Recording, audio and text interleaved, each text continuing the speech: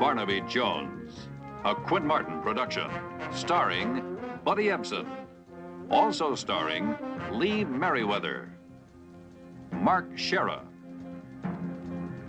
with guest stars Bradford Dillman, Ron Masak,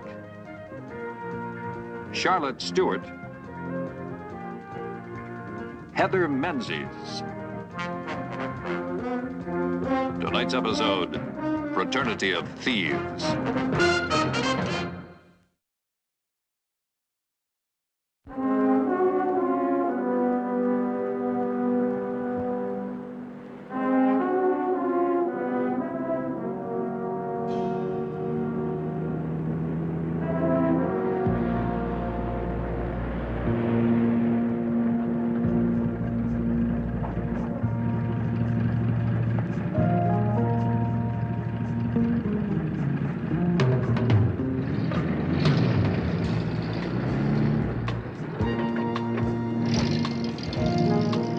We're in.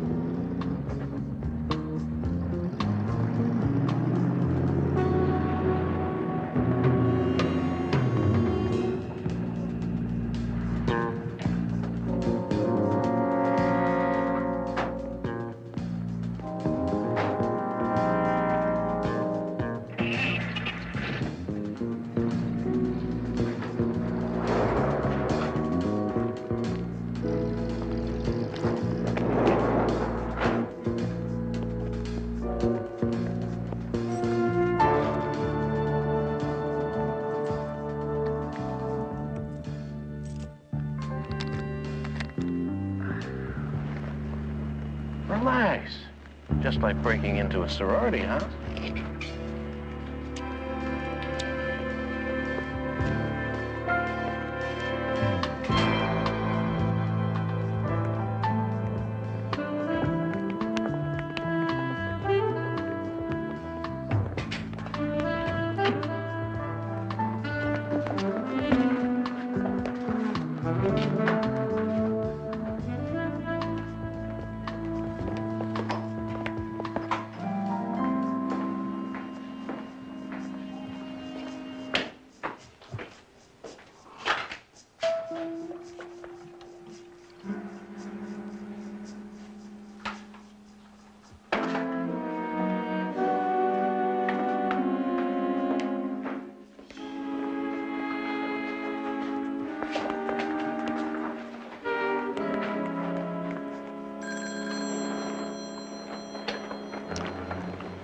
Eagle Security, gate. What? You were hijacked? Where? I just saw you drive in. Damn. Okay, I'll call. Sergeant, this is Nielsen at Eagle Security. 3 guys hijacked one of our trucks on North Pico. Yeah, they took his keys and just drove in here a few minutes ago. Come on, can't you hurry it up? Relax, Lester. Relax. What if that driver gets untied? We left him out in the middle of nowhere. Suppose a car comes by and takes him to a phone. That's got it.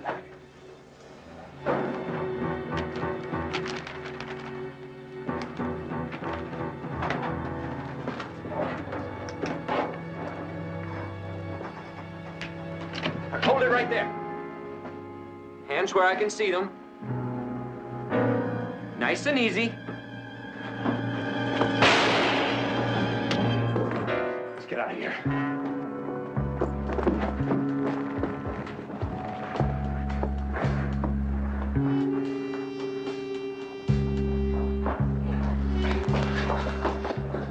Help me, Al.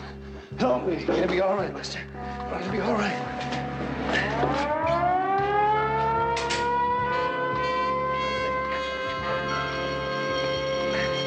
Get his keys. Where are they? Cool. Hard drive. Put him in the back. Come on. Put him in. Al. It hurts now. Hang in there, buddy. Hurry up.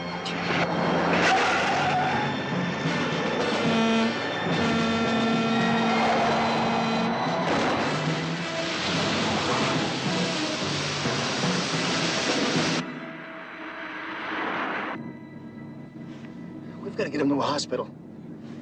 What are we gonna say? He shot himself in the back cleaning his gun? We've got to do something. I think I know a doctor who won't ask too many questions. Al. Al. Help me, Al.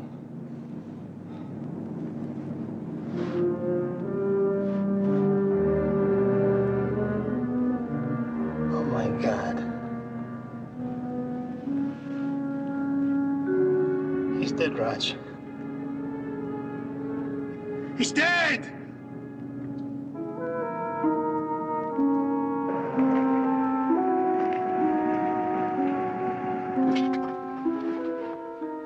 What are we gonna do, Raj? There's only one thing we can do. Say a prayer over his grave and go on with our plans. His grave? Now, how do we explain that? We don't, Al. We'll bury Lester out here. Are you crazy? Now, what are we supposed to say to Ruth when he doesn't come home? We don't tell her anything. We don't know anything. I tell you what, we'll leave his car at the airport. See, that way they'll find it eventually, think he split town. I don't know, Raj. Oh, Al, it's the only way. Look, I feel as badly about this as you do. We've already taken the first step. Now, if we back out now, it's not going to start Lester breathing again.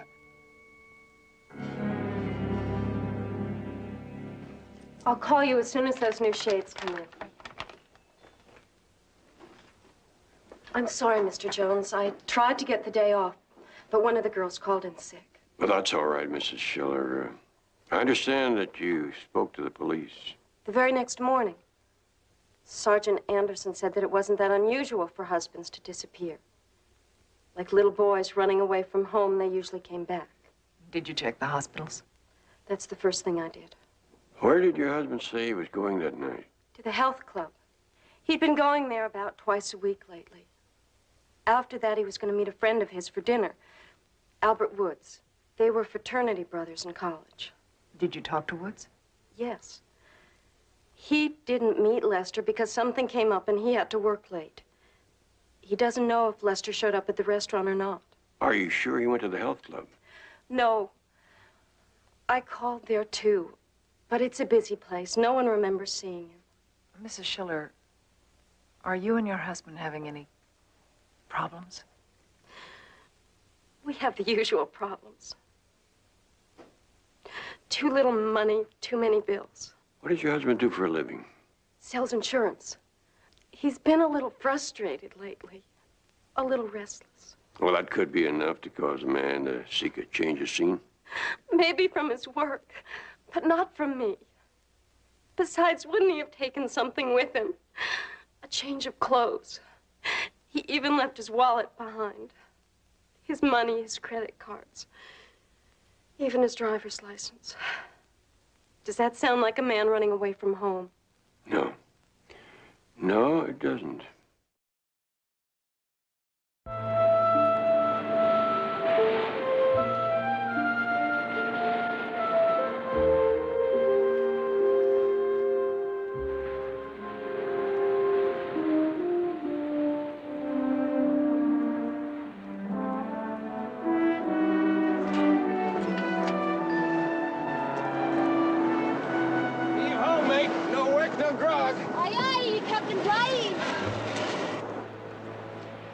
Morning, sport. Glad you could make it. I've got to talk to you. Would you smile for Melinda? Hi, Al. Where's Lester? I don't think you've heard from Lester for the last couple of days, have you, Al? I know. Why do you ask? Well, he said he'd call me. It sounded like he had something important to tell me, but that was days ago. Well, I'm sure he'll turn up sooner or later. You know how it is when you work for a living. On second thought, maybe you don't. Where's that grog you promised? Yeah. I've got a better idea. Why don't you change into something more practical, and I'll take you to lunch. I don't look good, impractical. Oh.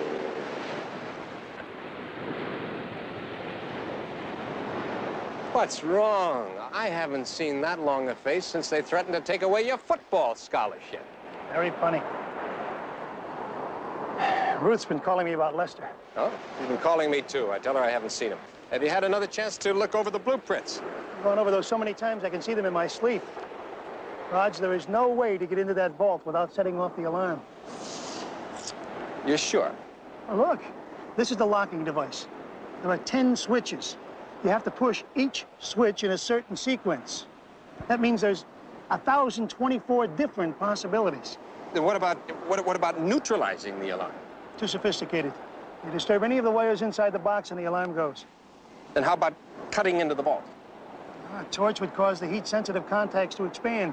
But listen to me, Raj. Let's forget about the whole thing. 2 million in diamonds was a nice dream while it lasted. Fine. Then you just go on designing executive washrooms. And I'll go on sponging off of the rich. Babysitting their beach houses while they're on the Riviera. Is that what you want? Raj. Look. I haven't just been wasting my time combing the beach, you know. I found out that we can rent an office on the same floor as the Diamond Exchange. So? So? You know that building. You helped design it. Where are the ventilation ducts? Well, they run between the ceilings and the floors. So what is to keep us from using those ducts to get to the top of the vault and then cut our way inside? It's possible, isn't it, Al? Well, the heat could still reach the switch contacts, but yeah, it's possible. You bet it is. Oh, we'd need to be a little front money, you know. A couple of months' rent, security, equipment, a little extra to splash around. 10, 12,000 at the most. 10, 12,000? Where do you expect to get it? I thought we'd mortgage your home. My home? Sport, I'd mortgage this if it were mine. Hey, Raj, that house was left to Janet by your father. Now, that's all we've got. Is it all you want? Look, we're talking about investing 10 grand to get back 2 million. Hey, buddy.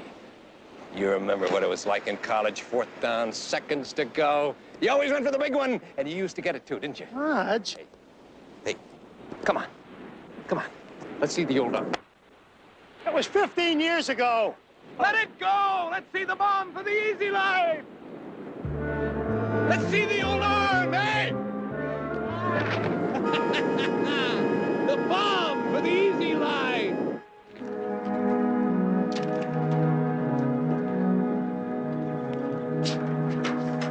Honey? Darling. I've got something I want to talk to you about. Al. This is Mr. Jones. He's a private detective that Ruth's hired to find Lester. Mr. Woods? Sir? This is my associate, Jedediah Jones. Hi. Excuse me. Sure. Oh, we've been admiring your renderings. Your wife tells me that you're an architect with Carl Upjohn Associates. I'm still a long way from concrete and steel. I do mostly detail work. Won't you sit down? Surely. And, what can I do for you? I understand that you are Lester Schiller's closest friend. I thought you might be able to tell us where he is. I haven't seen Lester in almost a week. But you were supposed to meet him for dinner the night he disappeared. That's right, but he never showed up. How do you know that? What? How do you know that he never showed up? According to his wife, you were working late that night and you never got to the restaurant yourself.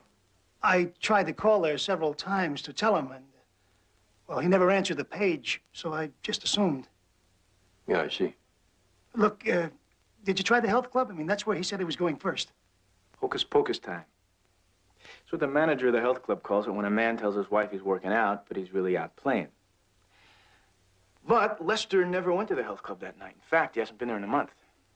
That brings me to a question. Was he seeing another woman? Lester? Are you kidding? Yes, he was. Jan. Well, if it's going to help find him.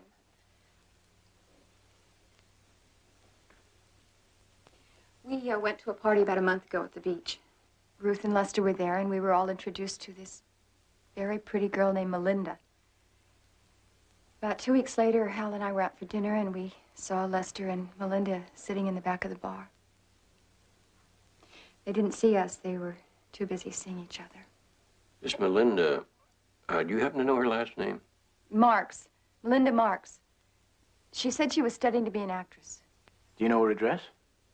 No. Well, if she's an aspiring young actress, I'm sure she won't be difficult to locate. Thank you very much for your help. Pleasure.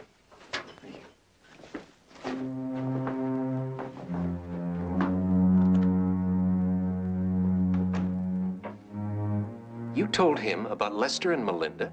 Janet told him I couldn't stop her. Raj, what are we gonna do? We're gonna break into that vault. What about Jones? Al, you just get Janet to sign the mortgage paper. I'll take care of Jones.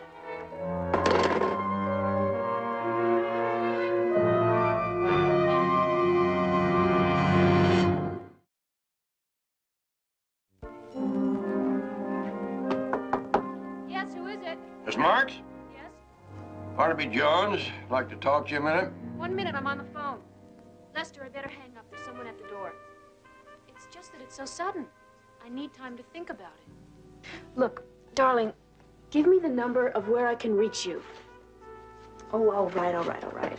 Yes, I promise. Lester, I love you. Goodbye. Yes? Miss Marks, I'm Barnaby Jones, private investigator. This is my associate, Jedediah Jones. I wonder if you could help us. Come on in.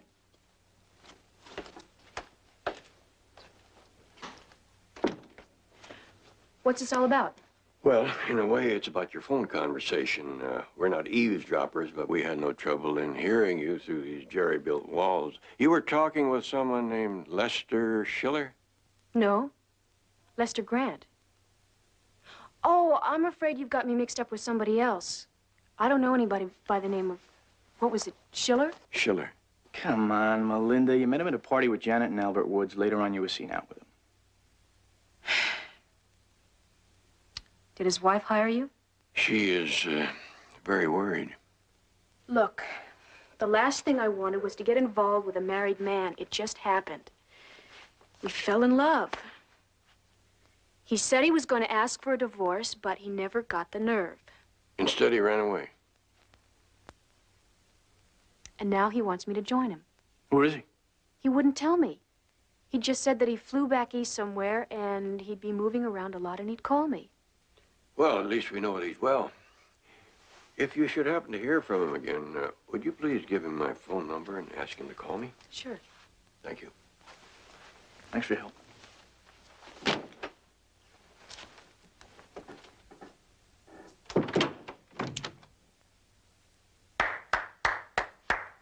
Who said there'll never be another Sarah Bernhardt?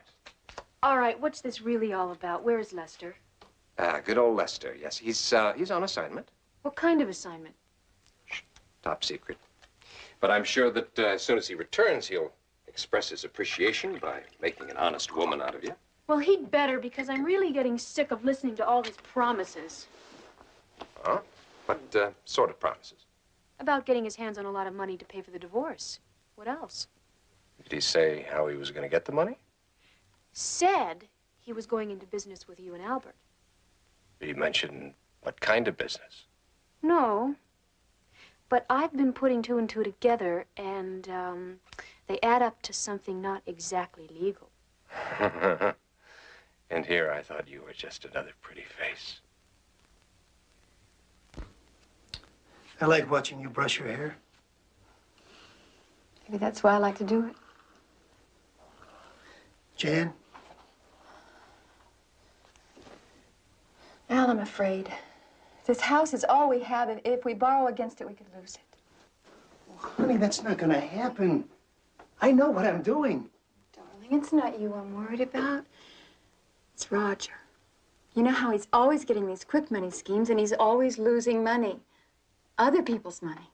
This is not a scheme. It's the import-export business. Oh, there's so many of those already. Yeah, but they don't have Roger's connections. Honey, you know how he gets around. He knows everybody. I wish I had your confidence. I wish you had faith in me. Darling, I do. No, I mean like when we first began dating. You remember, Jan? Do you? I mean, wow, what a year that was, huh? We were #1. I led them all the way to the championship. And you were the prettiest princess in the Queen's court. Remember, Jan, you said I would become the world's greatest architect. I still believe that. And what's happened, honey? Where are all the tall buildings, huh? Where are the dreams? The success? It takes time. Maybe I just haven't got it. Al, I won't hear that. Now, wait. Now, listen to me. Maybe I'm just a draftsman after all. I mean, maybe I left it out there on the campus somewhere. I don't believe that. You don't want to believe it. But what if it's the truth? What have I got to look forward to? I mean, I'm only 37, and this is all I'll ever be.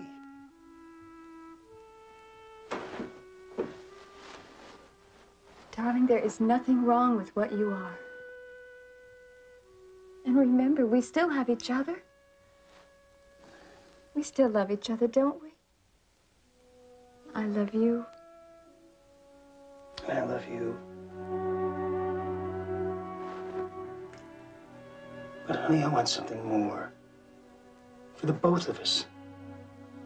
I want that chance to be a hero again. And I want you to be the homecoming queen.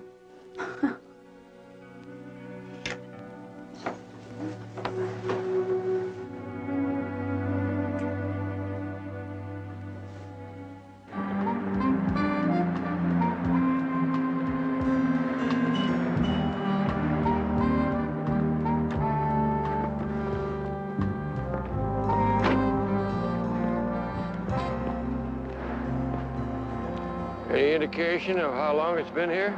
Well, I found the parking ticket. Front seat of the car. It's marked 12:45 on the night he disappeared. Looks like he took the Red Eye Express. It's like this bumper collided with something. Oh, whatever it was, it sure was yellow. Yeah. Wasn't a car, though. How do you know that? Well, it's flat paint. Cars have a high gloss enamel. Anything unusual inside? Take a look for yourself.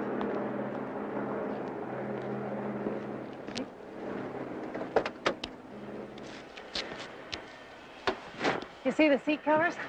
The top one here's missing. Yeah. Whoever tore it out didn't have any regard for neatness. Maybe he just didn't want somebody to see something that was on it. You think it's blood? I don't know yet. Have to run some tests. Call the insurance company that Lester used to work for. You think it's his? It's a possibility. See if they have a record of his blood type. Call Mrs. Schiller. Ask her about the seat cover. Anything else? Yeah, might as well touch all the bases. Ask her about the dent in the bumper.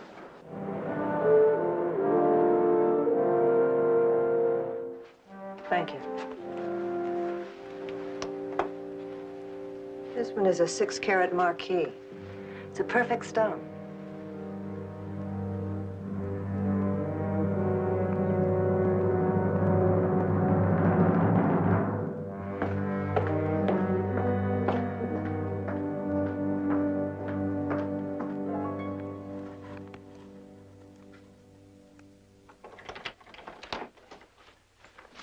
We're in business. You signed the lease? I did everything but join the Better Business Bureau. We can come and go as we please. Got it all mapped out, sport? I designed this place, remember? Want to look around? If I once saw Jimmy Cagney dig his way out of prison like this. I only hope we're not digging our way in.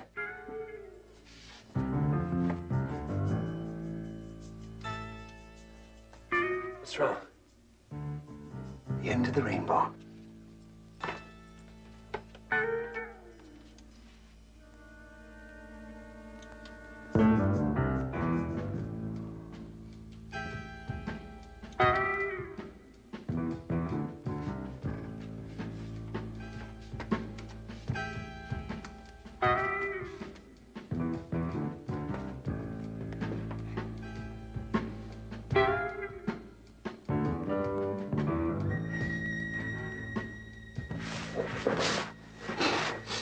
Raj? What? Ventilation pipe.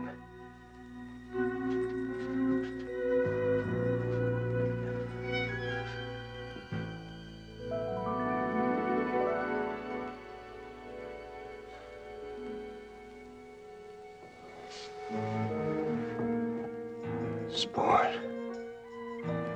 We're gonna be rich. I mean rich.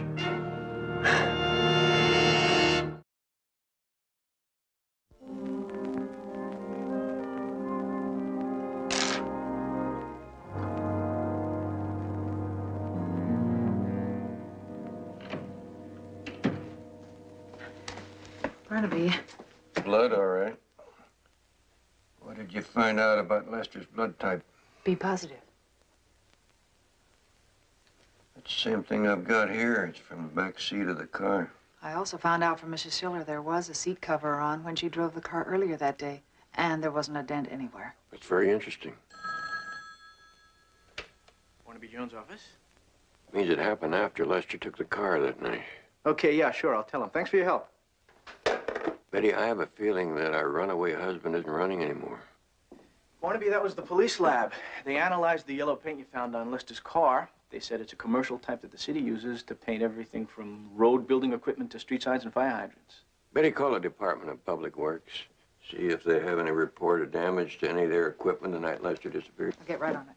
Jedediah, I think it's time that we gave Melinda another audition. Okay.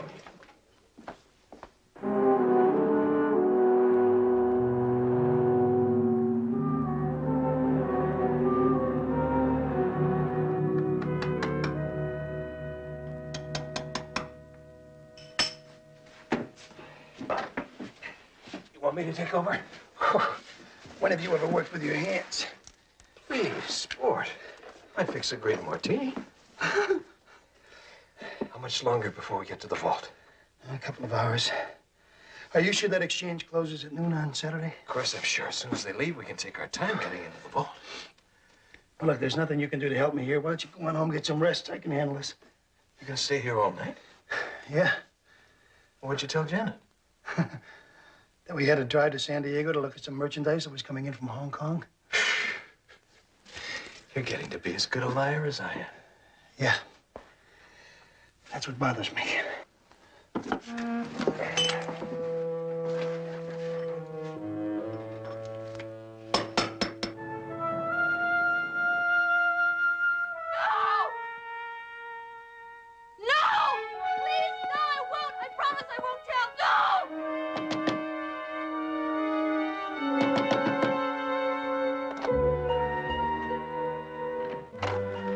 Mr. Jones. Are you all right? Yeah, sure, I'm fine. Oh! Oh, that shouting you heard in there. Oh, I was just rehearsing for a part in a play. I got it this afternoon. Well, congratulations. Thanks. It's not a very big part, but my agent says it's a good showcase. Well, the way I understand it, there are no small parts, just small actors. What's this going to do to your plans? My plans? To join Lester back east? Oh. Well, my career comes first. Lester's just going to have to understand that. Right now, Melinda, I don't think it's going to make much difference to Lester one way or the other. What are you talking about? I have a feeling Lester's dead. Dead? I have a further feeling that it wasn't Lester you were talking to on the phone the other night. I was too. Look, maybe you just thought it was Lester. Maybe it was somebody imitating his voice. It's possible, isn't it? No, it was Lester. I'm sure of it. Now, I want you two to get out of here. Melinda, this has gone a long way beyond play acting. Now, if Lester is dead, and you know anything about it, that makes you an accessory. Is that the way you want it? Who are you trying to protect? I am not trying to protect anyone. Lester is alive. I talked to him on the phone. That's all I know. Now, please go. You know, Melinda, you may in time become a very good actress, but won't it be a shame that nobody will be able to come to see you perform?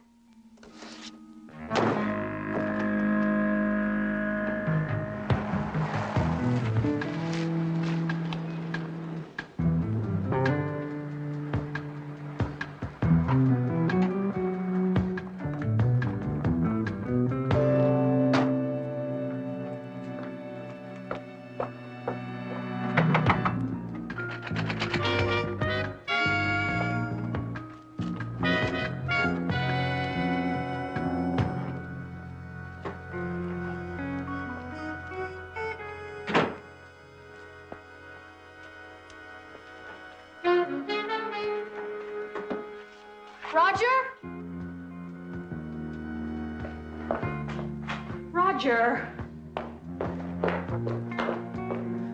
Roger! Roger, wake up. What time is it? 7:30. Roger, I've got to talk to you. Oh, before or after? This is serious. Roger, that Detective Jones came to see me last night. He did. And what did he want? To invite me to a funeral. Lester's. He said he had a feeling Lester was dead. Melinda, beautiful Melinda, would you take my word for it? Lester is very much alive. In fact, you're going to be seeing him tonight. See him where? Oh, a little party that I'm giving to celebrate our business venture and to split the profits. The way I figure it, your share, you and Lester, should come close to $100,000. $100,000? That should pay for his divorce and send both of you off into the sunset with a nice little nest egg, huh? Yeah. So, you think you can be ready around 8 o'clock tonight? With bells on. Good. I'll give you a call, tell you where to meet us. What else did this Jones have to say? He didn't believe I was talking to Lester on the phone that night. And he also thought I was trying to protect someone. Did he say who? No, he was fishing. And what did you say? I told him he was wrong. That's a good girl.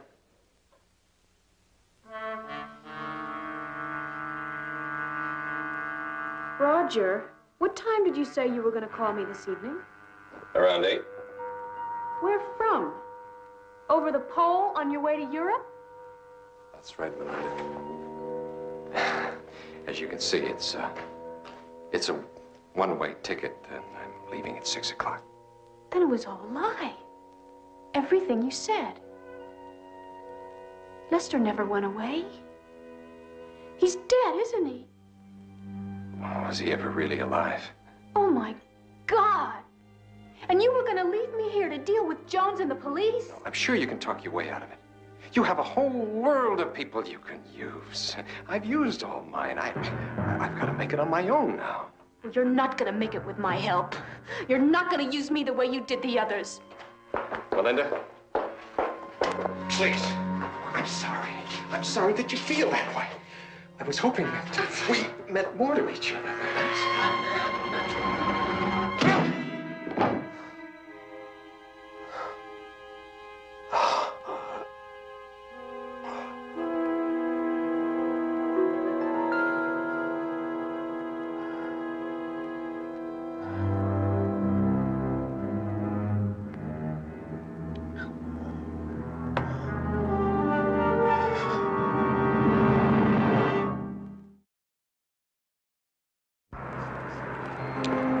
Morning.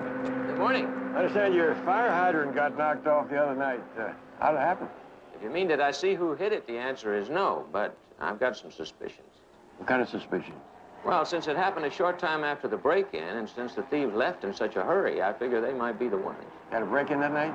3 of them. Caught them myself, up on the 2nd floor where they keep all the installation plans. Wounded one of them, but they managed to get away. They take anything? We went through those filing cabinets with a fine-tooth comb. Not a single set of plans was missing. Could they have photographed one of them? We thought of that, but there was no way of telling for sure. You get a good look at them? Like I told the police, it was dark. Look familiar?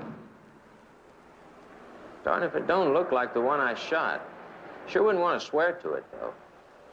Now, I wonder if we could take a look upstairs. You have to speak to Mr. Keller about that, right in the main building. Thank you very much.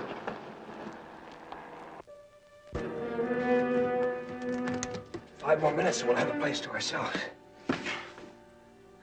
What is it? There's an electrical box in here that is not on the blueprint. So what? Oh, my God. What's wrong? Take a look.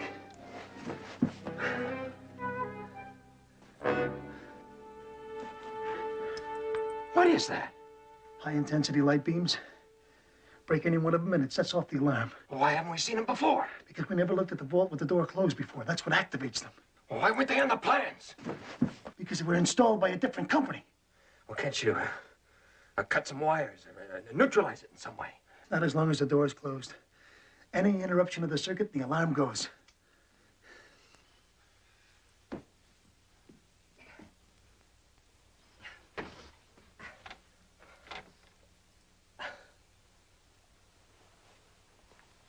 Wait a second.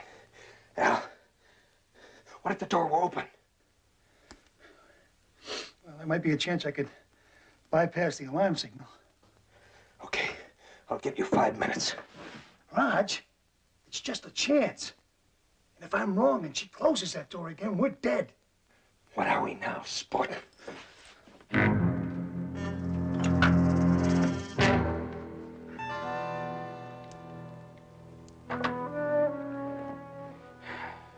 Well, any idea where you want to start, Mr. Jones? I'll start with a hunch. You do any work for Carl Upjohn Associates? Sure, they're one of our best customers. These are their files over here. Which one? All of them. I was afraid of that.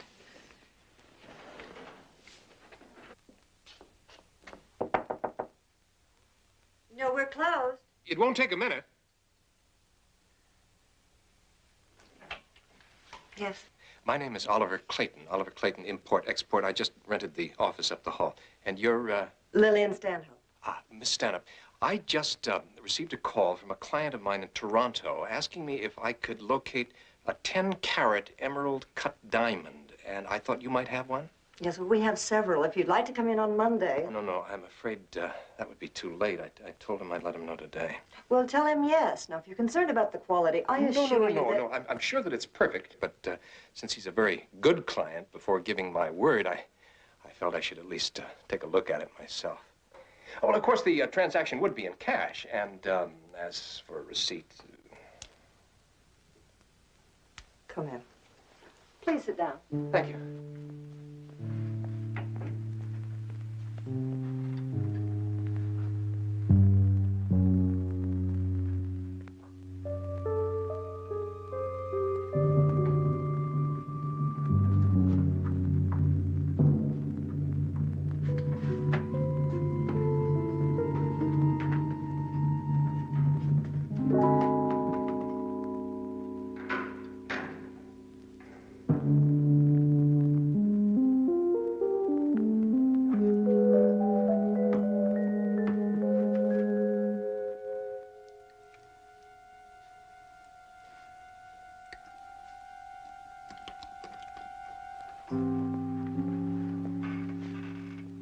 Oh, my.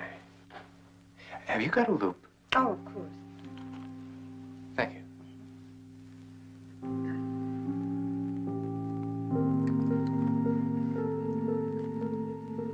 Oh, yes,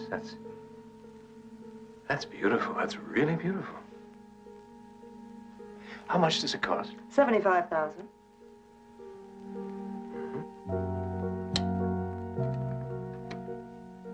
All right, that's fine. I tell you what, I'll get in touch with my client and I'll let you know first thing Monday morning. Fine. Unless I could let you know at dinner tonight. Well, it just so happens I'm free. May I have your address? It's 2721 Arabelle Drive, apartment 3, ground floor.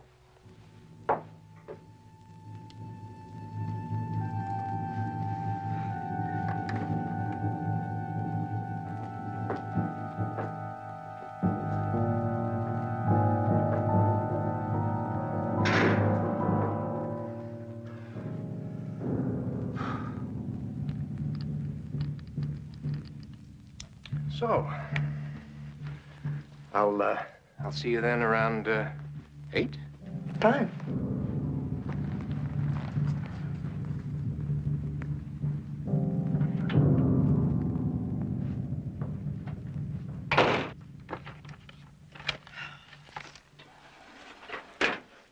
Oh, Barnaby, isn't it possible that we could be on the wrong track with this? I mean, even if Woods is an architect. Great Pacific Building. What? You know, of all the buildings that Upjohn designed, looks like this one houses the crown jewels. Continental Diamond Exchange. Mr. Johns, that vault's foolproof, even with the plans. Yeah, I've heard that before. Betty, call Jedediah. Tell him to meet me at the Great Pacific Building. Shall I notify the police? No. In case I'm on the wrong track, I don't want to be towing the super chief.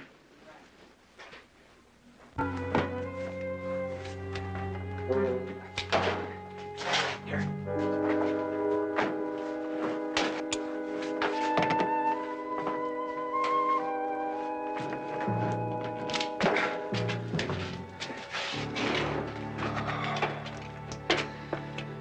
You still think I'm crazy?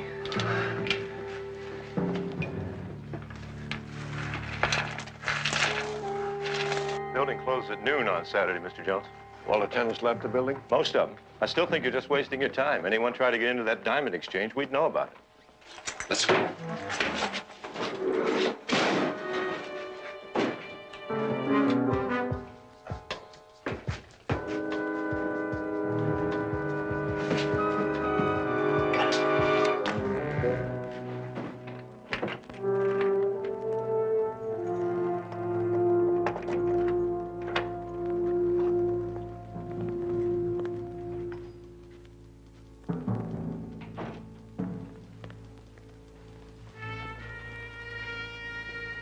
Satisfied?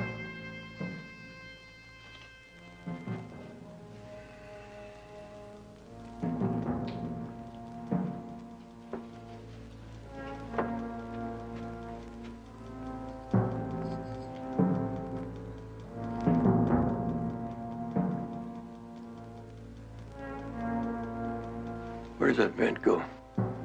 That runs across the whole ceiling. Are any of the other tenants on this floor right now? Yeah, the new guy that moved in the other day. I saw him come in early this morning. I don't think he ever left. What does he look like? About 6 foot, brown hair, nice looking. Has he got a partner? Yeah. Yeah, about 6'2", built like an athlete. What room do they occupy? 1215, right around the corner. Do me a favor. Take a look in that vent.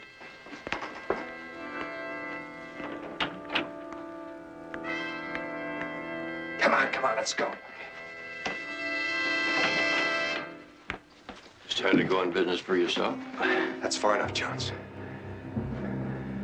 Don't just stand there. Get his gun.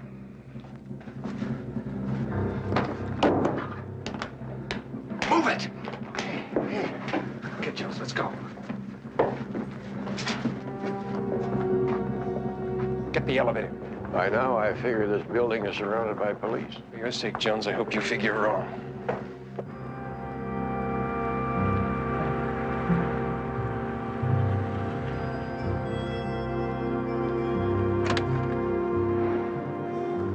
What are we going to do with him? What do you think?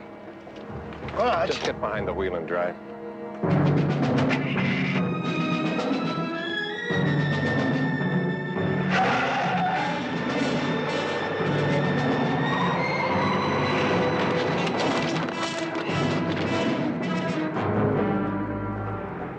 I wouldn't do that. Might be the biggest mistake of your life.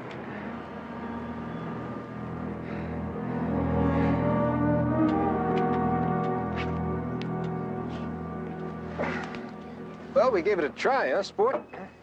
4th down, seconds to go. We went for the bomb. Yeah. Just one thing, Raj. We're not in college anymore.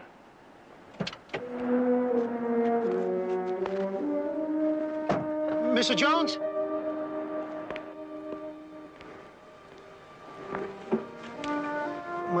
My wife is expecting me home soon.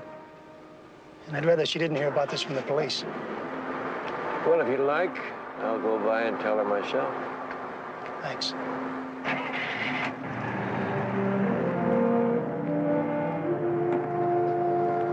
Where'd you learn to drive, Jedediah?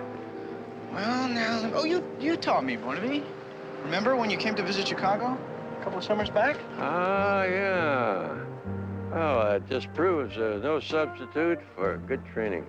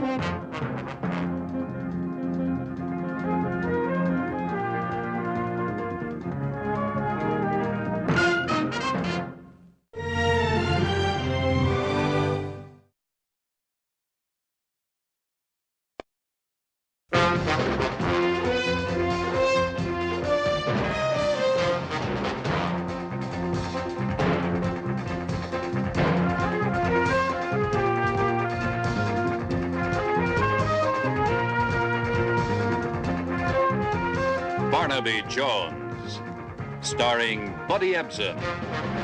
Also starring Lee Merriweather, with guest stars Robert Foxworth, Lorraine Stevens, Richard Evans. Special guest star Tyne Daly. Tonight's episode, A Gathering of Thieves.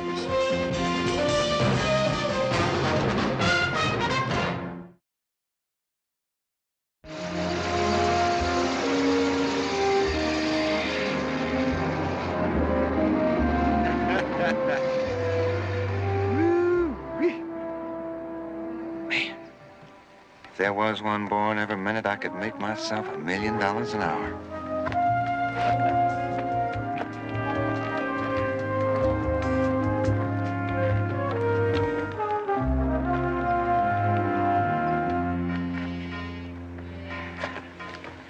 Flower calls the bee makes the honey, Irene just smiles, and we all make money. Now, don't tell me I'm going to be running away with a poet. Well, I'm full of all kinds of surprises. All of them guaranteed to delight and amaze you. How did we do today? We did 14 cash sales and 5 earnest money checks. Okay. How much longer, Rit? I think you can stretch your patience another 3 weeks. It's just that at every week goes by, I get more nervous. Hey, now, you can't play a cool hand when you're nervous, baby. Steady. Keep smiling. We're building our pot here. We're not going to be greedy. I figure we can be real happy on $500,000. I've never heard of that much money. Well, you stick with Whit Brewer and a little wildflower. He picks up money like a magnet. Say, take care of paying the caterers, will you, honey? I got to get into town and take care of our silent partner. Keep her happy and silent. Do you have to take Madge to dinner every night? No. That's the small town Irene Hopkins talking. You think French Riviera, baby. Okay? Bye-bye.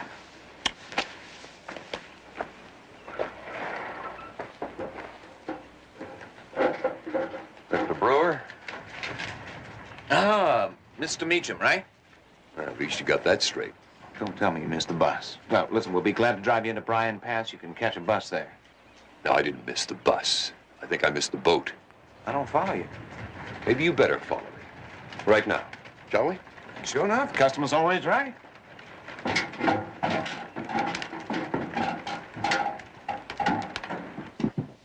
Now, if the customer is always right, as you say, maybe you can tell me why the lot I bought 8 weeks ago, numbered 42L16, is now numbered 32F09.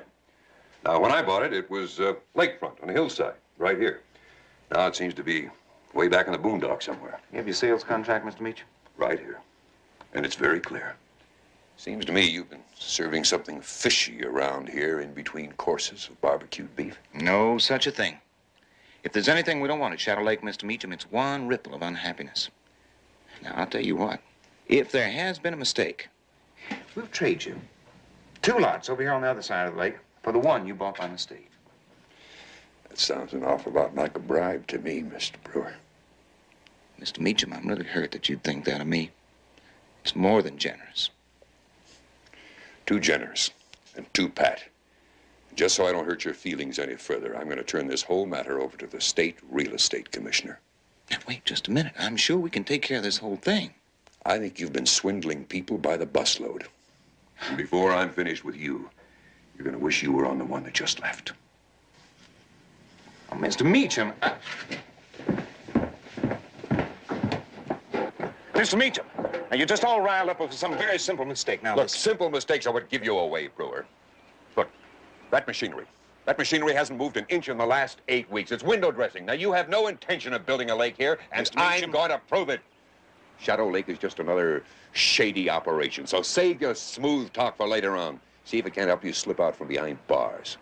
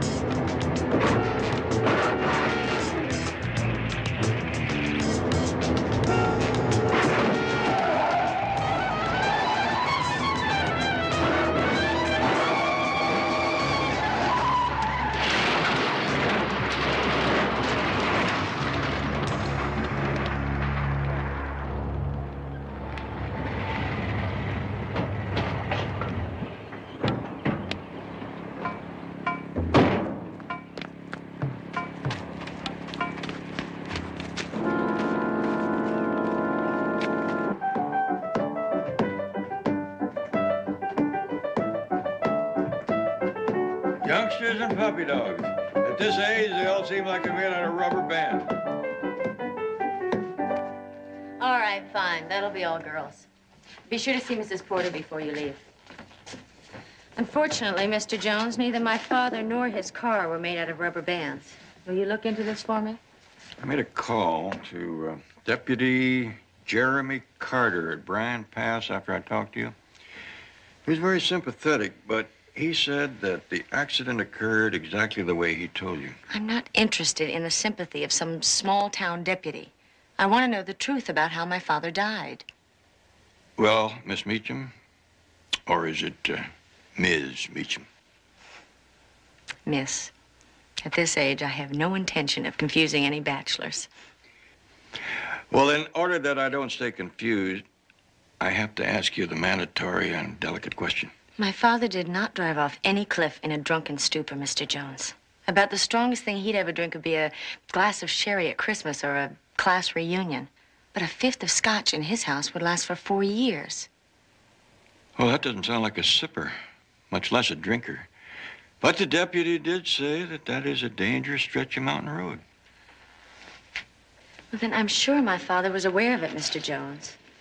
He was an old-school college professor. His life was like a textbook on caution and self-control. And he drove the same way. He thought Los Angeles to San Francisco was a 3-day trip. This is the most recent picture of him that I have. You say he'd been up to Bryan Pass several times in the last few weeks? He'd bought some property near there. Shadow Lake, I think he called it. He was having sketches made of the cabin he was planning on retiring in. He was bubbling like a kid planning his first treehouse. I think I would have liked your father. Will you help me? If the truth will help you, I'll try to find it. I'm no expert, Mr. Jones, but I've had to haul enough drinking drivers out of Bryan Pass, dead and alive, to know that road is no place for bottle babies. Mr. Meacham's daughter said he wasn't a drinker.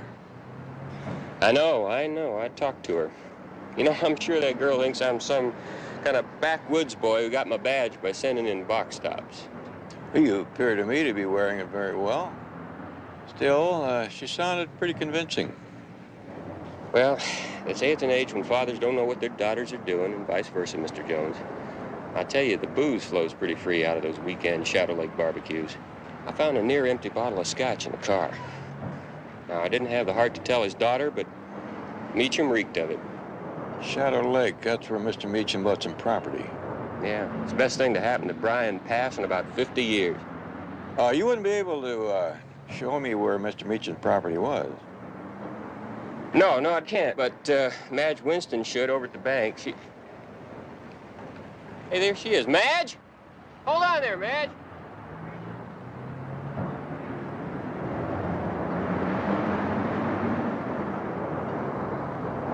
We were just talking about you. This is Madge Winston. All A's in Bryan Pass High. Some things a person just can't live down. And now vice president and escrow officer at Bryan Pass Bank. You don't get jobs like that by winning letters in basketball. How do you do? This is Mr. Jones, Barnaby Jones from Los Angeles, Madge. He's a private investigator. That's the kind of a job you get when you can't get all A's or a letter in basketball. Mr. Jones is here to investigate the Meacham accident. Oh, dreadful thing. Dreadful. When Shadow Lake is completed, the county's going to have to widen that road. Well, I'm going to take a look at it as is, as soon as I get a bite of lunch. Say, Madge, you ought to know what lot Mr. Meacham bought. The bank is handling the escrows. Well, I could look it up. Why? Well, it probably belongs to Mr. Meacham's daughter now, who's a client of mine, and while I'm up here, I thought I'd take a look at her property. It'd take a little while, and I'm already late for another appointment. Maybe if you could come back. Well, I'll be around a while. If you'll excuse me, Jeremy. That's a bright gal. How come the plain ones get all the brains? Now, doesn't that sound a little bit like a country boy generalization? Yeah, I guess so. But you know, there's always an exception that proves a rule. Like Irene Hopkins. No, you go on ahead. I'll sit on the place this afternoon. Nothing but a few window shoppers anyway. Real gold comes on the buses. Free ride, a free meal. Pick 'em off at the picnic. Oh, here comes Miss Lonely Hearts.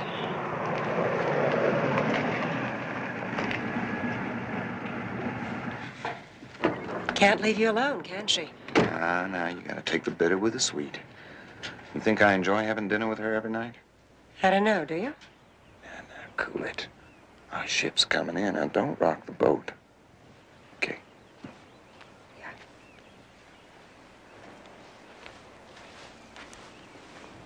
Well, I didn't know banker's hours included a romance break in the middle of the day. Isn't your eye makeup a little heavy, Irene? Or is that why they call this Shadow Lake? Come on, baby. Don't taunt the goose. It's gonna lay our golden egg. You ruffle her feathers. I suppose that's what she does all day, sit around here preening her feathers for you. I don't like her. She had every boy in school doing a dance. Well, this is no schoolboy you're talking to, you know. I hope not. I'm risking an awful lot for you, Whit. I don't want your head turned by some cheap flirt like Irene. Irene's flirtations are money in the bank. She's the best deal closer I've ever seen. Come on now, you're not gonna be upset by Irene, are you? Whit, there's a private investigator in town. Well, send him on out. We're not particular. As long as they put their money on the table. He's looking into that accident. What's his name? Meacham? Yeah. Well, it's all signed, sealed, and filed away. What's there to look into? I don't know. But he wants to take a look at Mr. Meacham's lot, and it's one of the ones I changed. Well, you changed it back to a lakefront like I told you, didn't you? Yes, of course I did. But honestly, Whit, you've had me juggling papers and holding on to that escrow money week after week. I'm getting worried. Now, you relax. By the time anybody starts checking, we're going to be sitting on the fantail of our yacht sipping one of those seductive island concoctions. Oh, here. These are for your signature. I'll pick them up tonight at dinner. Not a bad weekend, I'd say. Very nice. 4-hour retirement. Most active retirement you ever heard tell. Whit, you are terrible. I love you now, but I gotta get back and you're gonna mess me all up. See you at dinner.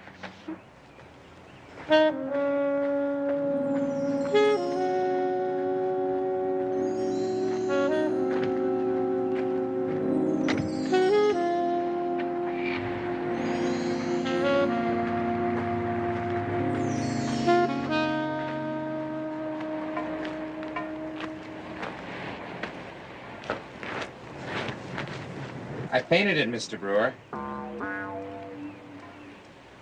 Yeah, so I see. Keeping things shipshape, eh, Kurtz? I thought it would be better in case anybody got nosy. I don't follow you. I didn't have to follow you, Mr. Brewer. When I heard you and that Mr. Meacham having words and saw you go after him in that pickup, that liquor bottle, I didn't have to follow you to know what happened. See here, Kurtz, a lively imagination like that could get you into a lot of trouble. Don't to worry 1 minute about it, Mr. Brewer. I mean, you promised me I'd be a big man around here when Shadow Lake was finished. Manager, you called it, right? What are you getting at? Well, I keep seeing all this money pour in every weekend, and I figure maybe you could pour a little bit of it my way. What do you call it, Mr. Brewer? A few thousand in earnest money?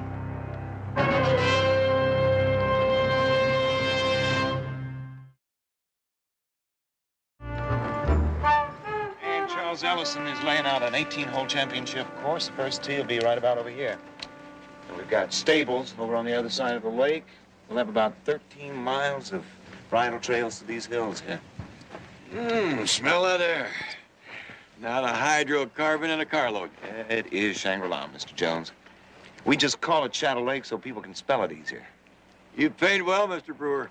What? You're a real artist. The way you paint it, I can almost see it. But I don't think even with a divining rod, you're going to find a lake out there. Well, Turton Creek flows through these hills year-round. And we've got 4 high-capacity artesian wells on the property. It's simple engineering. And we're going to have a clear water lake like you never wet a line in, Mr. Jones.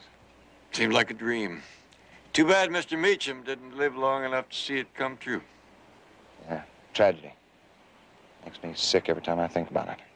Did you know Mr. Meacham drove his own car up here? No, not until I heard about what happened. Shame. Did you see him when he left? Notice what kind of shape he was in? No, I didn't. He might have had one too many. We always keep the hospitality bar open all day, and sometimes people begin to feel their oats, you know what I mean? Mr. Meacham drove up here several times in the last few weeks. Must have been quite an attraction for him, even the way it is. Well, I think Irene Hopkins was part of the scenery he was interested in. Oh? Who is she? She's a local girl, a sales girl I hired. Very attractive. A lot of men Mr. Meacham's age take a shine to her. You know, harmless little fantasies. I think Meacham's was a little more serious. You don't say. Is she around? I'd like to talk to her. No, she's gone into town on business. That's where I ought to be. Maybe I'll run into her. Well, thank you very much, Mr. Brewer. Anytime. Come back on pleasanter business sometime, Mr. Jones. Oh, maybe you could point out Mr. Meacham's lot. Oh, yeah. Right here. 42L16. Yeah, here it is. Lakefront, nice level lot, near the side of the lake, convenient to everything. Well, thanks again, Mr. Brewer. Anytime. Well, I may run into you one of these days on the bridle path. I hope so.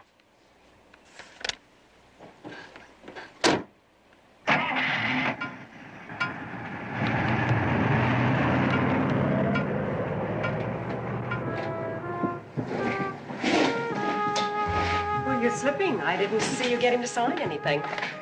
He's a private investigator from L.A. What's the matter? Oh, nothing's the matter. He's been hired to check out that Meacham accident. Oh, is that all? I told him Meacham may have had one too many, in case he asks you. Well, what'd you tell him that for? And I told him that the reason Meacham came up here every weekend was because he had a crush on you. Oh, thanks a lot. You think that's the best I can do? The best way to keep nosy people from asking questions is to give them your own answers first.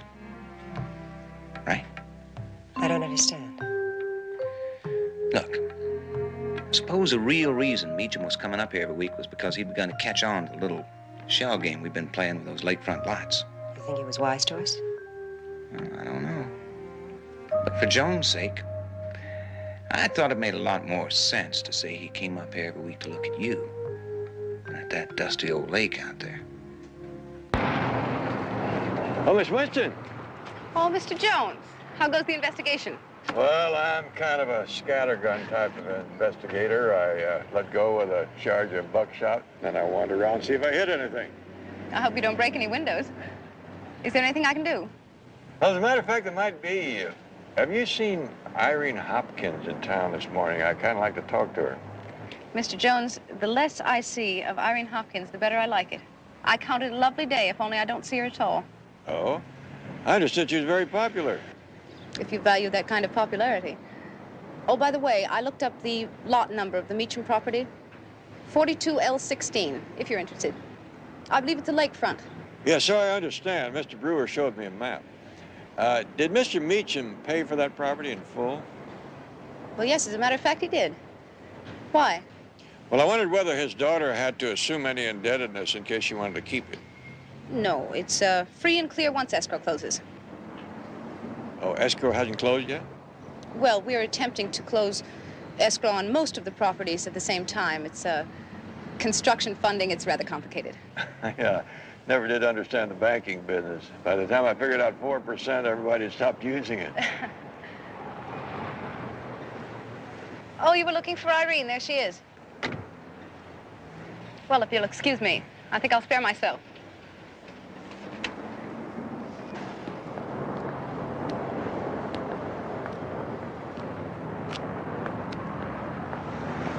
Miss Hopkins. Yes?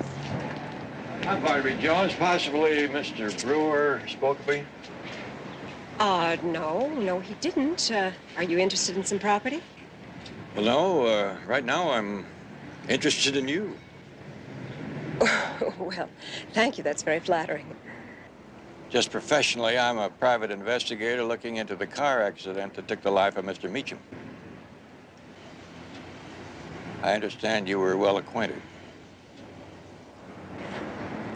I was very fond of him. I think he felt the same way about me. But that doesn't really matter anymore, does it, Mr. Jones? I'm sorry. I thought you might be able to help. Did you ever hear of him having a little too much to drink, maybe? He used to kick up his heels a little bit up here. We had some fun. He said it made him feel as though he were alive. And it killed him.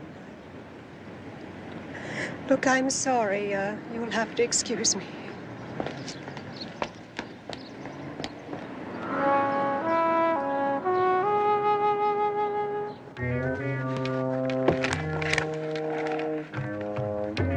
$500.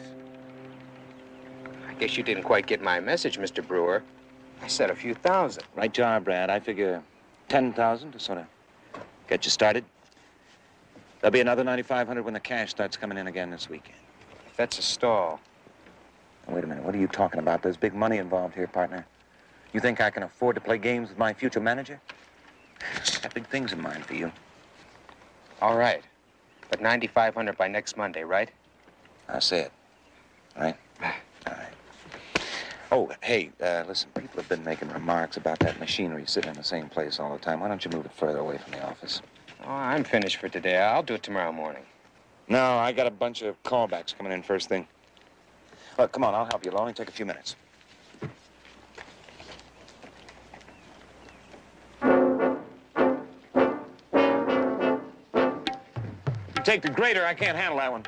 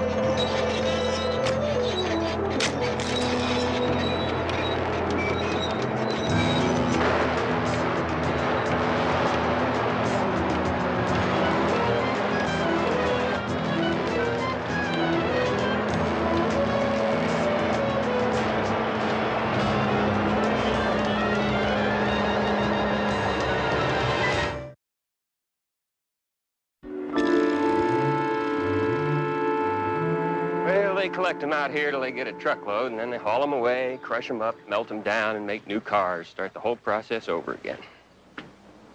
That's it. When they come in like this, it's hard to tell whether it was mechanical failure, driver error, or another car. Well, I hate to sound hard-headed about it, Mr. Jones, but the one thing that's missing here is a strong smell of liquor. The bottle. It seemed pretty conclusive at the scene of the accident. Did you do a blood alcohol on him? Well, with an open bottle on the seat beside him? Yeah, I know it sounds pretty bad, but somehow I just can't picture it. DMV didn't have a single violation against Meacham. Yet we're supposed to believe that he was tooling his car through dangerous mountain roads with one hand on the steering wheel and the other on an open bottle of liquor. Well, you got a broken taillight there. Yeah.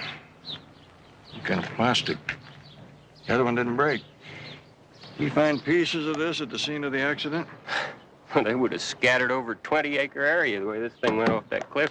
Yeah, I suppose so. What do you got there? Looks like a splinter of wood caught in the back bumper. Well, there's a lot of brush and small trees out that way. Could have picked it up on the way down. This came from a board, some kind of a piece of lumber. Got paint on it.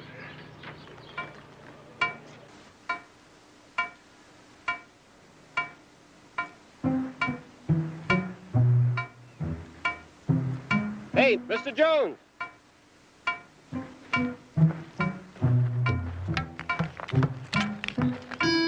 What do you got? Oh, I can't be sure. Might be pieces of Meacham's taillight. Well, by golly. I knew you had the makings of a bird dog, but you're also a very fine retriever. Oughtn't be too hard to see if these fit on Meacham's car.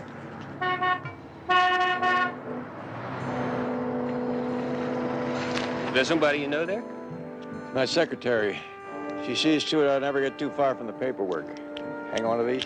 Yeah, you bet. See you in town.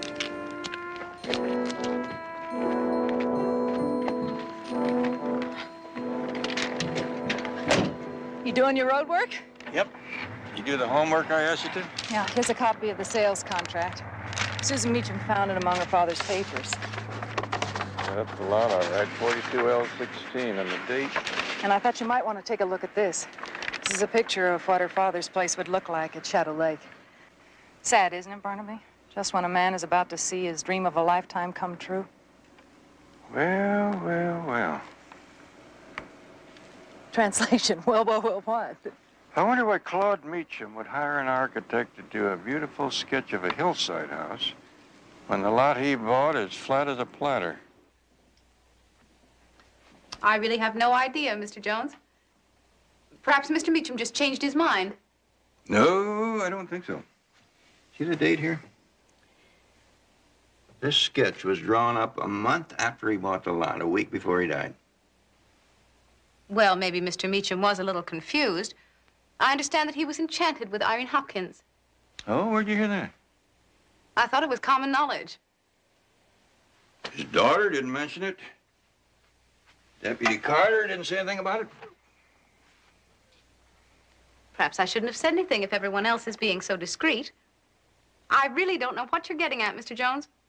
Well, join me in the boat, Miss Winston. Neither do I.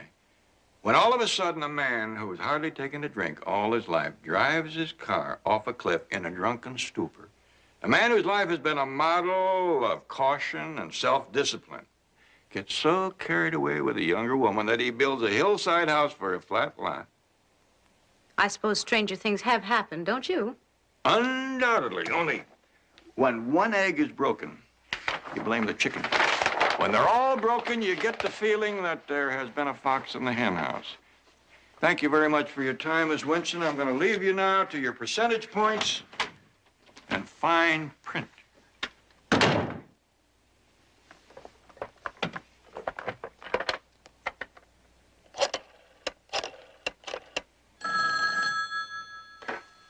Shadow Lake, Brewer speaking. Hey, slow. I'm only listening with one ear, you know. Darling, I am trying to tell you that this Jones is no fool. In his deliberate, plodding way, he's going to plod right into the middle of our whole little picnic. Well, what makes you think so, Pat? Well, he already suspects there's something fishy about the Meacham property. If he keeps on digging and asking questions, he's going to discover the whole fraud. Huh? Wait a minute, that's a pretty ugly word for just juggling a few lot numbers, Madge. Oh, what do you call it? And Jones is thinking of uglier words than that. He doesn't think that Meacham's accident was an accident. Well, maybe it's all for the best. If you can see a bright side in this wit, I wish you'd tell me. You and me, love, that's the bright side. We're just gonna move our honeymoon up 3 weeks. Now? But, darling... Well, no sense in being greedy. There's gotta be over 400,000 in escrow. That should be enough for a happy married couple to get started on. Like this afternoon. We'll pick up your trousseau on the way. Well, I don't know if I can be ready that soon. The money's all there, isn't it? That was the plan. I'll pick you up at your house this afternoon. What is it? Could be evidence of a hit-and-run accident. Or it could be a murder weapon. Let's go see.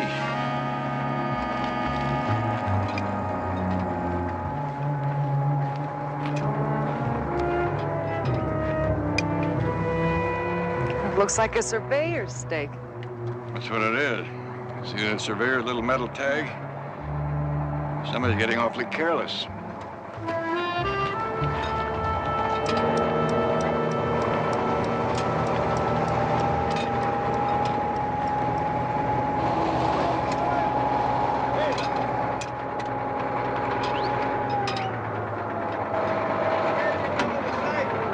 What's that? How come you started grading in the middle of the site? All I know is Mr. Brewer called me early this morning and asked me to come out here and grade this area for him. I mean, for $8 an hour, I'd knock down battleships with that thing. Gonna cost more than $8 an hour to replace these surveyor stakes. Wasn't me, mister. I didn't do none of that grading. I just started widening here. You drive that pickup? No, that's the truck that Brad Kurtz uses. Who painted the bumper?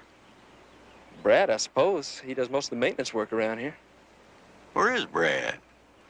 Mr. Brewer said that Brad just took off. Then he wanted me to finish this job. I mean, all I know is... I know. For $8 an hour, you don't ask questions. Right. Oh, Mr. Jones. If I'd known you were interested in some property, I would have shown you around. Well, I would have liked to look at the lot just north of this stake. I don't understand. Neither do I, because this is an official surveyor's stake and not supposed to be moved. Somebody bulldozed right over it. Well, accidents do happen, I suppose. Is Mr. Brewer around? No, he went into the city to talk to the people who are designing the new golf course. He'll be here tomorrow.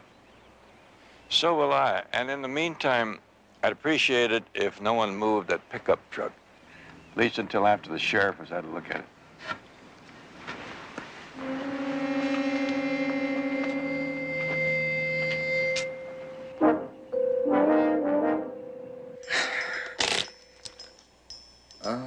Look at that. Acres of green all planted with big round zeros. Beautiful, beautiful. We better hurry. They're gonna wonder when I don't get back this afternoon. Wonder's not the word for it, baby. Okay, let's go. Let's go. Wait, I've got to pack. That's half an hour. Now make yourself a I drink. said let's go. You don't have to pack for where you're going.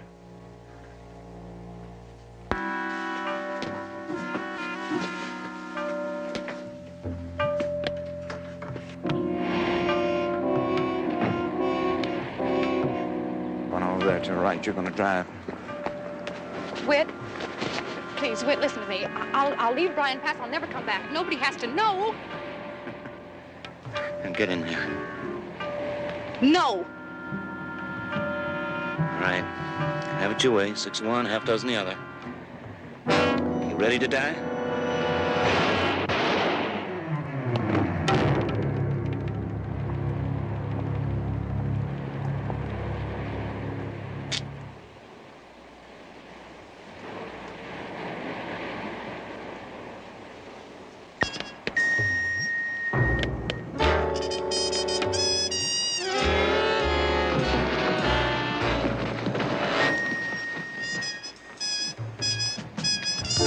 I've always said it, Irene.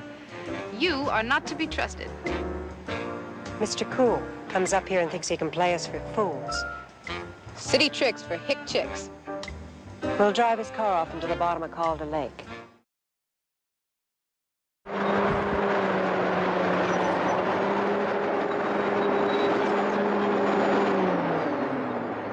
Take a swipe over this way.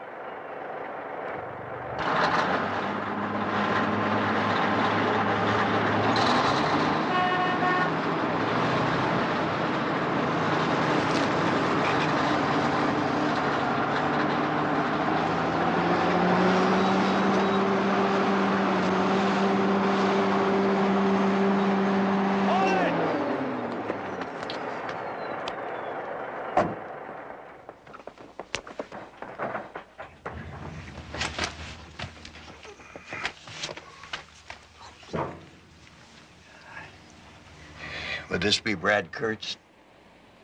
Yeah, it's him, all right.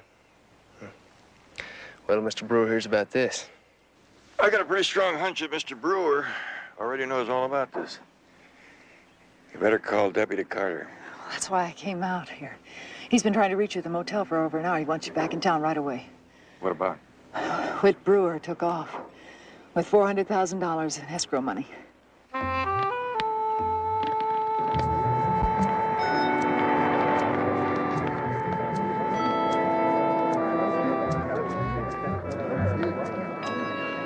Looks like Mr. Brewer's been a busy, busy man. He's moving fast. How much start? A couple hours. Put out an APB, but there's at least half a dozen small airports he could have taken off from. Say in a chartered plane from L.A. How'd you hear about it? Madge and Irene. Come on.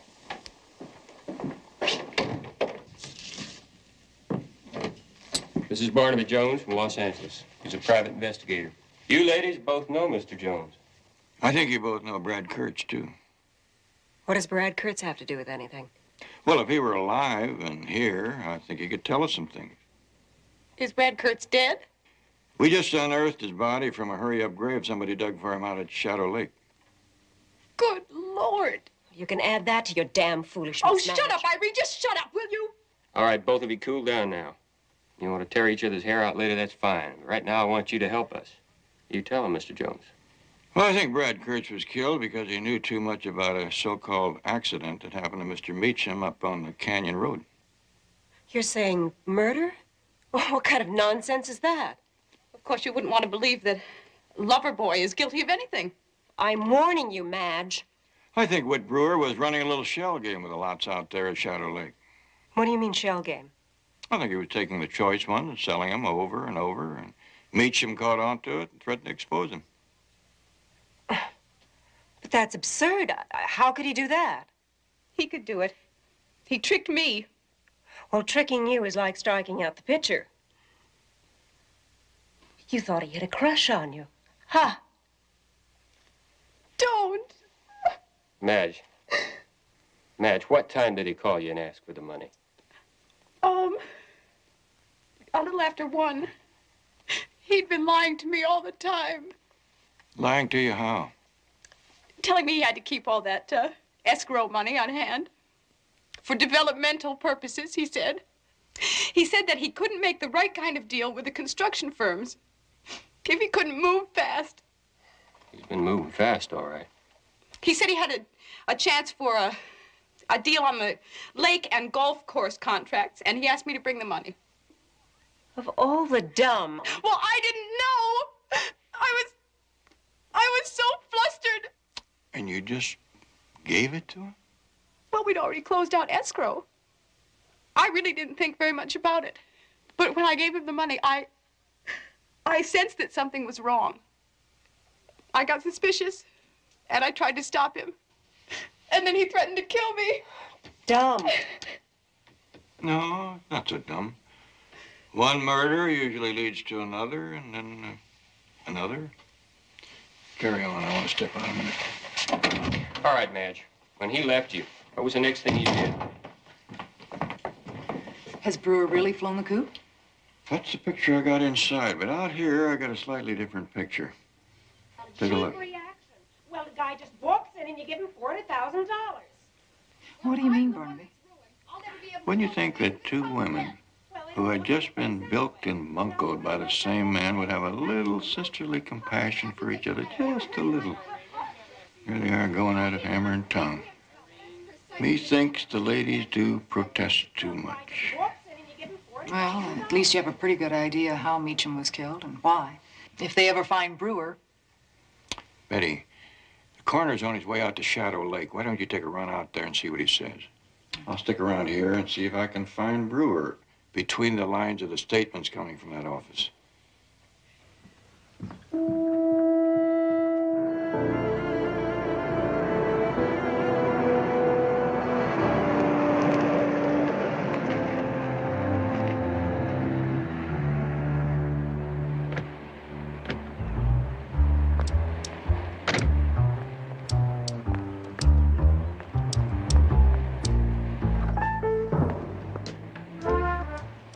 Well, we did it. We did it. Yeah. You were beautiful. Yes, I was.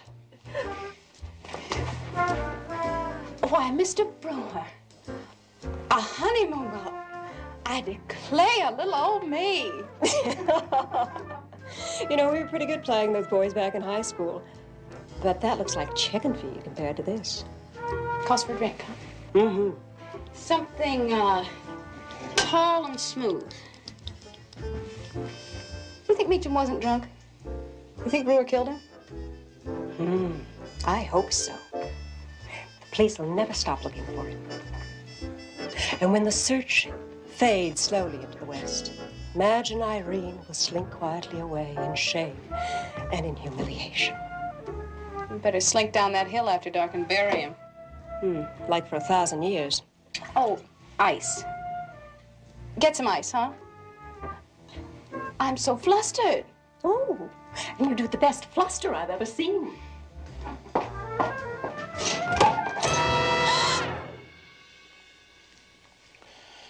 All right, kittens. Let's have it. Over here. Madge, here. Togetherness. That's what I like to see. Whit, listen to me. The police are looking for you. You bet, baby. Everywhere but here. You took care of that all right. You need a doctor. Let us get your doctor. Don't make me laugh. It only hurts when I laugh. But I'm gonna get well real fast. As soon as I see that money. Now get it. It's not here. You bet it is. And as soon as I kill one of you, the other one's gonna tell me where it is, right? All right, Whit, all right. It's outside. It's in the garage. You'll never get away with it. I've already gotten away with it. Isn't that what you already done for me when you talked to that hick sheriff? Isn't that what you told him? Well, what you gonna tell him now? In fact, I might just decide to stay right here and rest up. And neither one of you can say one word. Move.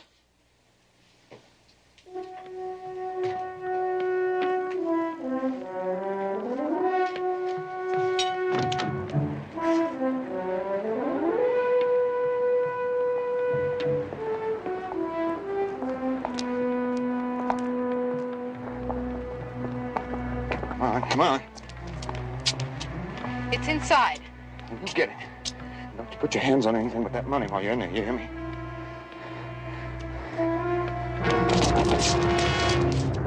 Hold it!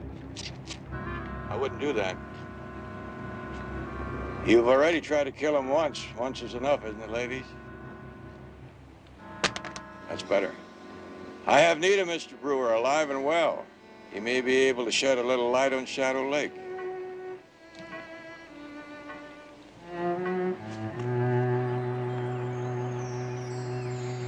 Turton Creek flows through these hills year-round. Together with the high-capacity artesian wells on the property, you're going to have a clear water lake like you never wet a line in. Are you buying or selling? Little of both. I can see why Dad loved it. Who knows, maybe I'll go ahead with this cabin. He'd have liked that. Yeah, I think he might have. Money's all back now and in good hands. As soon as they get the lot straightened out, who knows? Maybe Shadow Lake will finally become a reality. Isn't it something? With a little bit of patience, Mr. Brewer might have become a wealthy man anyway. Yeah, I'd say that. Well, there's room here for an 18-hole golf course, and over there, far side of the lake, a stable and miles of bridle paths going up in those hills. Barnaby. How much did they say lots were selling for here? You're kidding.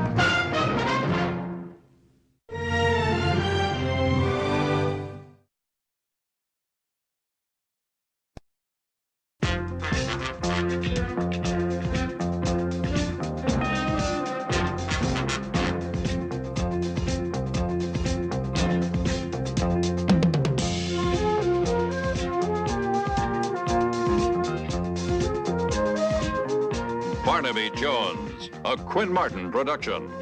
Starring Buddy Ebsen. Also starring Lee Merriweather, Mark Shera, with guest stars Lawrence Luckinbill, Margaret Impert, Andrew Robinson, Larry Bishop, Jim McMullen, Jenny O'Hara, Char Fontaine. Tonight's episode, Echo of a Distant Battle.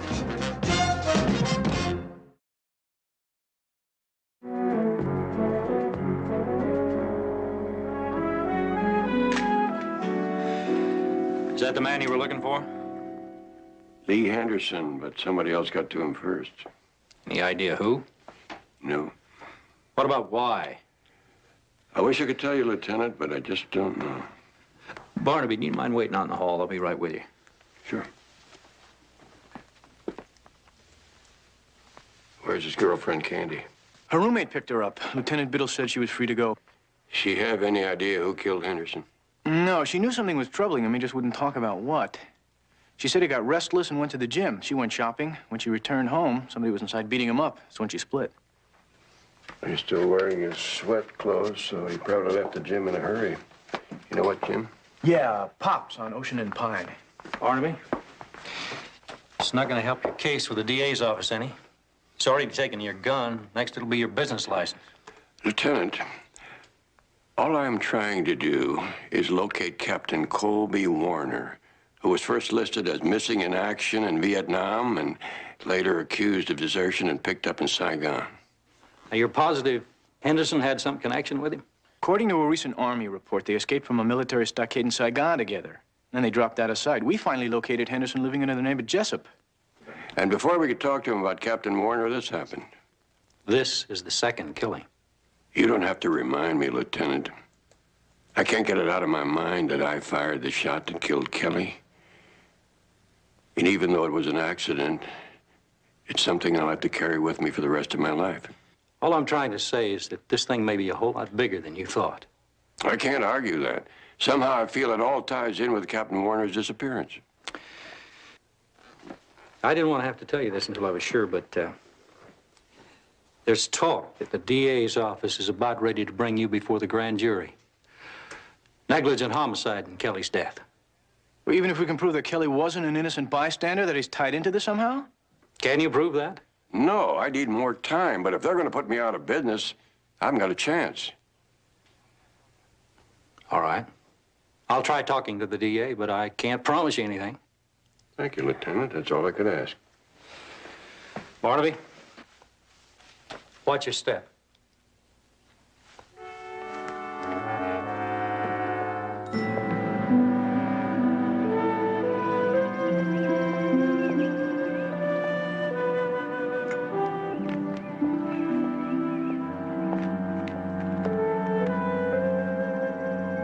Morning, darling. Aren't these beautiful? Yes, they are. I have some bad news for you. What's wrong? I'm afraid I'm only human after all. I don't believe it. Yes, it's true. Gold took a terrible plunge this morning. And now the paper says that the gnomes of Zurich are predicting still worse things to come. Oh, what do gnomes know anyway? They're just such funny little creatures. Well, still, I ought to get to the office and check the situation out. You left your briefcase in the den.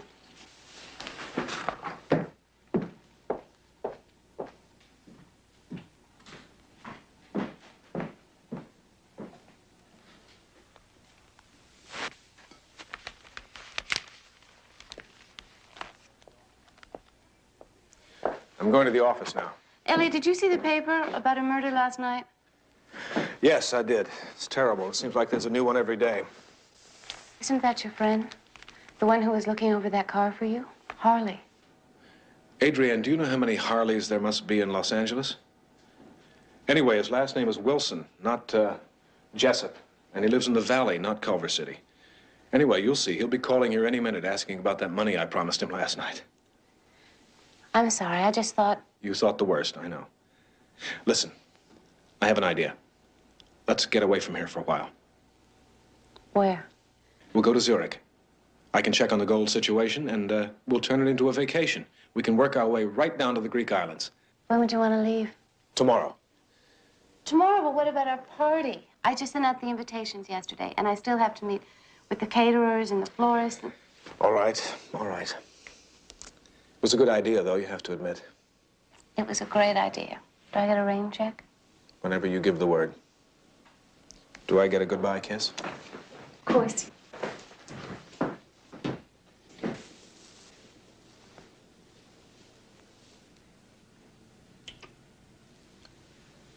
Hey, I'm only going to the office.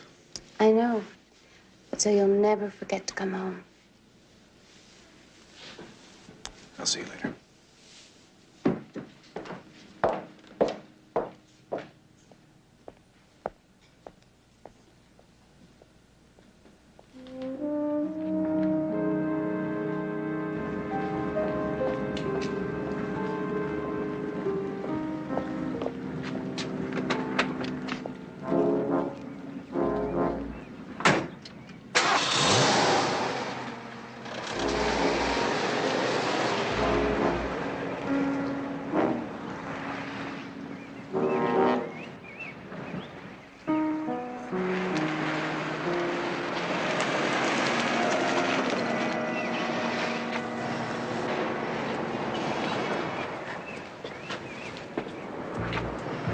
That's him.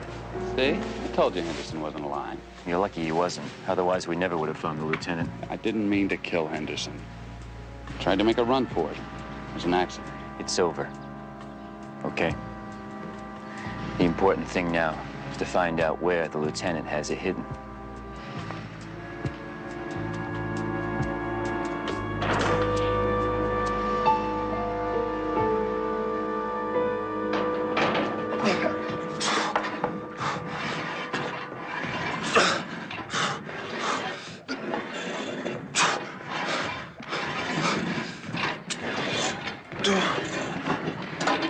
That kid's going to be Mr. America someday. If this doesn't kill him first. Now, who'd you ask me about, Johnson? Jessup, Harley Jessup. You sure he works out here? There are a lot of gyms in Santa Monica. According to his girlfriend, he was here last night shortly before he was murdered. Murdered? That's right, Pop. Now, do you want to talk to us about it, or do you want to talk to the police? All right. Maybe we'll see her. He worked out and left about 9. Alone? With 2 men. Who were they? I don't know. They came around earlier in the day and asked me if I knew him, and then they told me to give them a call if he showed up. They said they'd make it worth my while. Remember the names? I just got one of them. John Smith. I'd like you to take a look at this, see if you recognize any of them. I don't know. My eyes ain't what they used to be. Hey, wait a second. These 2. They're a little younger here, but that's them. Ron Curtis and Ted Parker. The number that they gave you, do you still have it? Threw it away last night. But I remember it was a motel. Remember the name? Let me see, yeah. A place called the Waveside in Santa Monica. Thanks.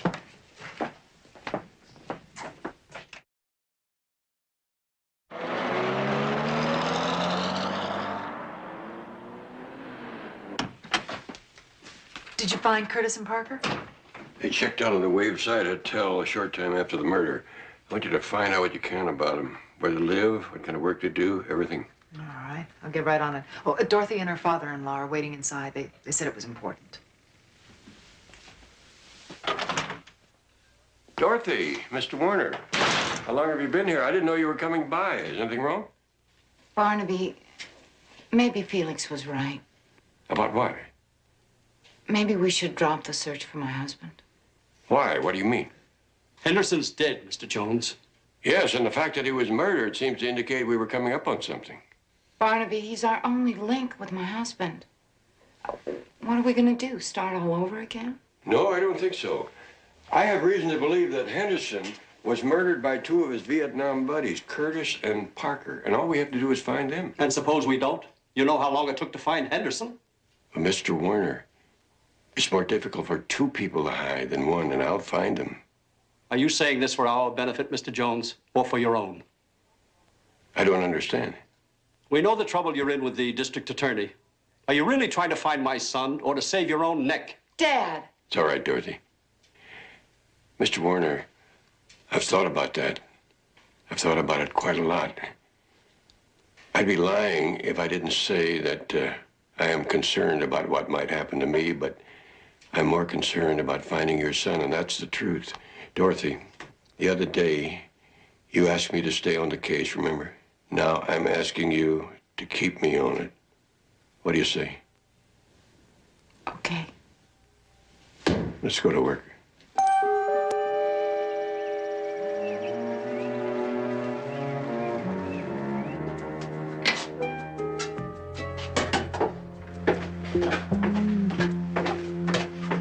Find anything? Not yet.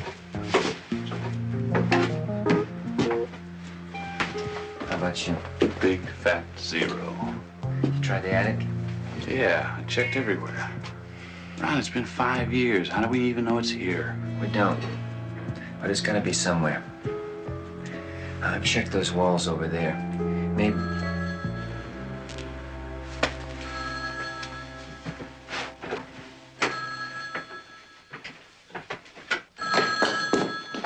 Hello. Hi, darling. Where are you? I'm on my way to the marina to meet a client. You want to meet me for lunch? Oh, I'd love to, but the electricians are here, and I don't want to leave them in the house alone. Electricians? What electricians? Well, the ones you hired to fix the short in the house. Adrienne, what short? Well, I don't know. I thought maybe you found some trouble in the wiring. Elliot, remember last summer how the air conditioner kept going out? Well, I thought you called someone in to look at it. Didn't you? No. That's strange. Elliot? Elliot, hold on. They're just leaving. Excuse me. Wait a second. I have to talk to you. What seems to be the problem? Well, we couldn't find any, ma'am. That doesn't surprise me. I think you came to the wrong house. What do you mean? My husband didn't hire you, and I know I didn't. Well, somebody sure did. I have the work order right here. That's impossible. Well, look for yourself. Mr. Elliot Rexford, 139 Cascade Drive. Check electrical wiring for possible short. I'm telling you, there has to be some mistake.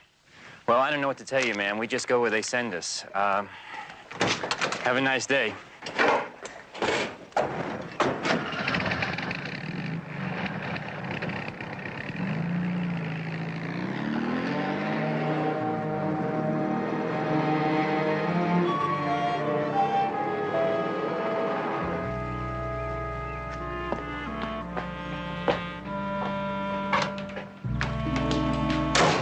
Elliot?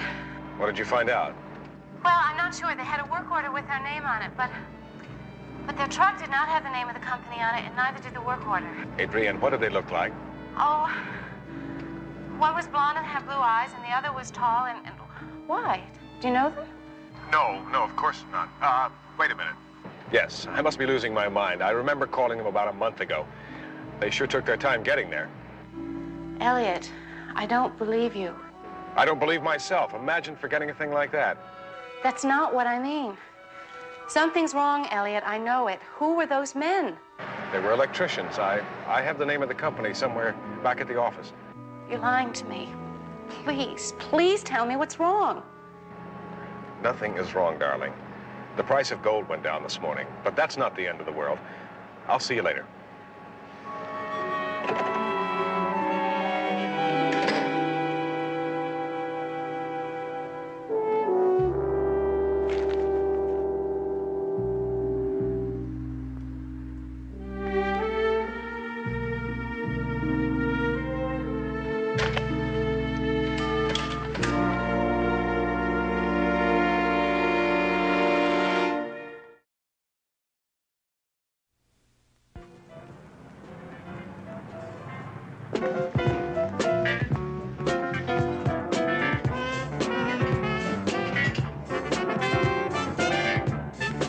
Well, didn't I? I didn't realize you were this interested in the dance. What do you got? Well, I stopped by Candy's place earlier to find out how she was taking Henderson's death, you know? Her roommate told me she'd gone back to work. Well, this isn't what you got me down here for, is it? No. I just talked to her. She said that a few minutes after she got here, this woman called and said that she had to see her. It was very important. Did she say what it was about? Jessup. The woman said that she just wanted to ask her a few questions about him, but she couldn't go into it over the phone. What did Candy say? Well, first she hung up. Then the woman called back, began pleading with her. First she said she'd take her to lunch, then she'd pay her for her time. Finally, Candy said she'd meet her. Did the woman mention her name? No, but she's on her way down here right now, Barnaby. I thought you'd want to be here.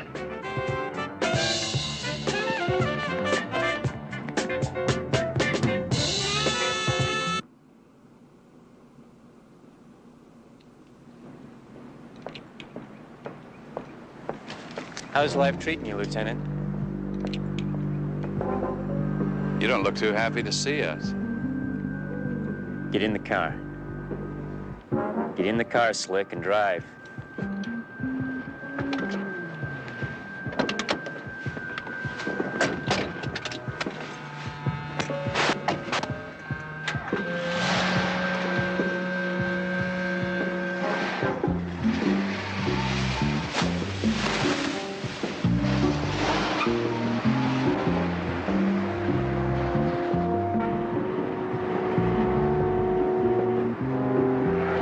I know how you guys feel. You think I pulled a fast one, ran out on you.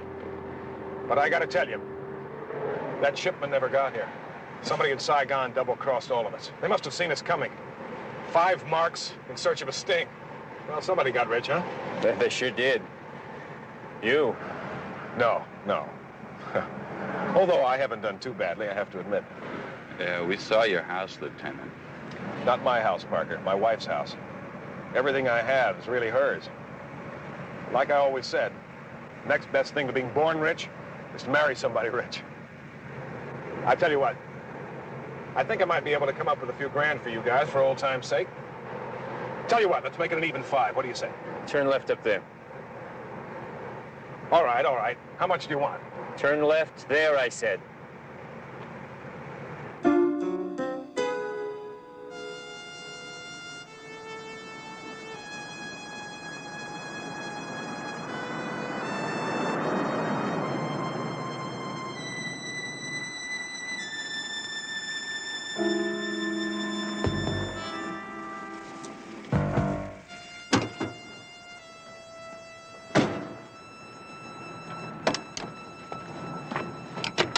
Get out. You're making a big mistake. Come on. The shipment never arrived here, you know. That's not what Henderson said. Henderson was lying. Don't you get it? Henderson double-crossed all of us. On your knees. What? You heard him. Get down on your knees. Now, you remember the way we used to do it in NAM, Lieutenant, when we weren't getting the right answers? Of course he does. He's the one who taught us, right?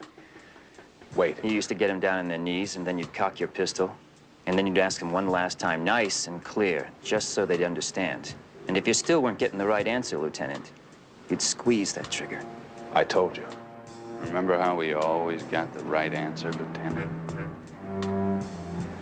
Where did you hide it? I didn't.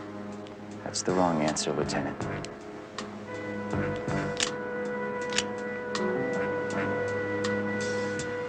All right. All right. I buried it. Where? You'll never be able to find it. I'll have to take you there. All right, come on.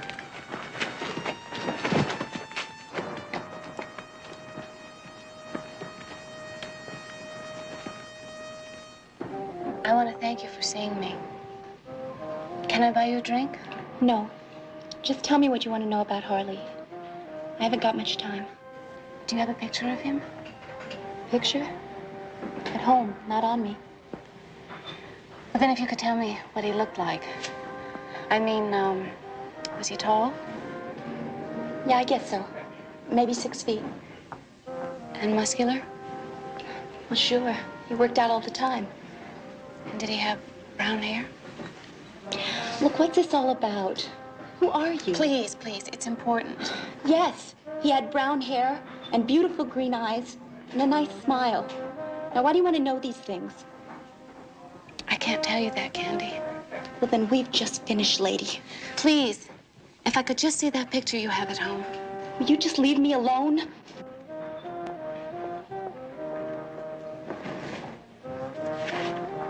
This a man you're interested in?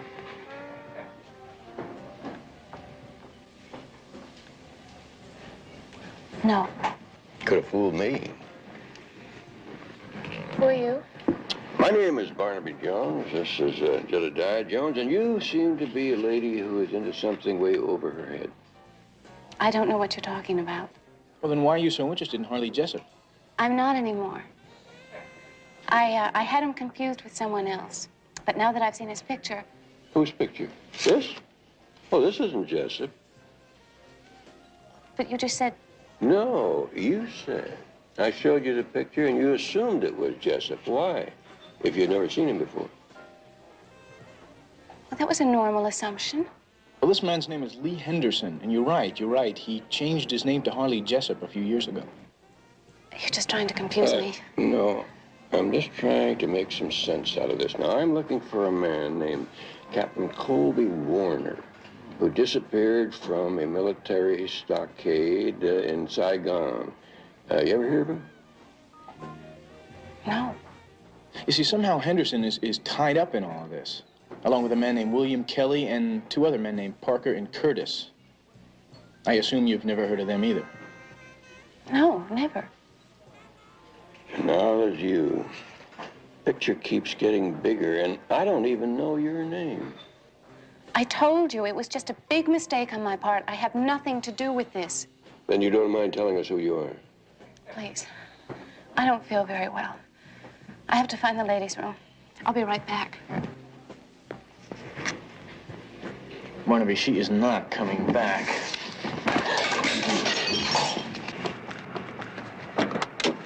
Wheelchair circle right away.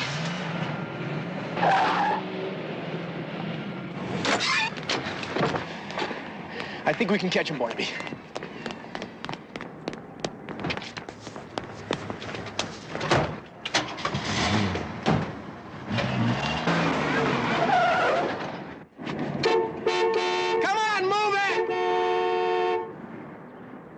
Forget it, Jedediah. We've lost her.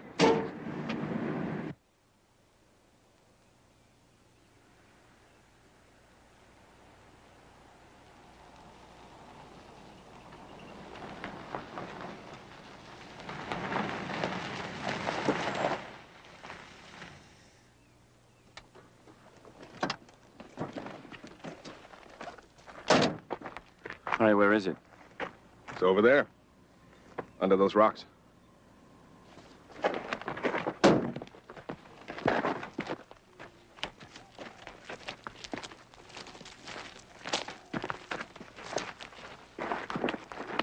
Well, come on, Lieutenant.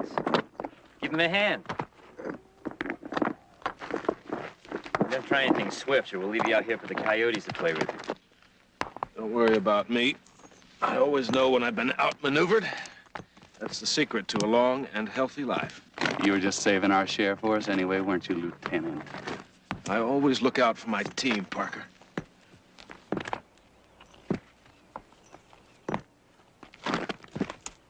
Well, where is it? You're kneeling on it.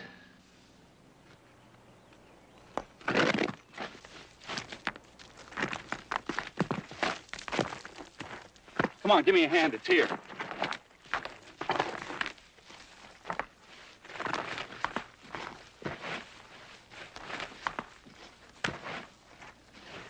Just where do you think you're going, Lieutenant?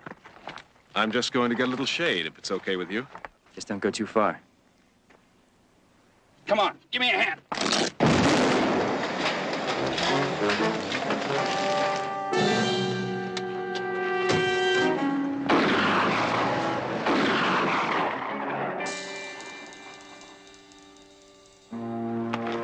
Ronnie. It feels like a triggering a landmine. It's okay, kid. Tell you, it's okay. You're gonna be all right.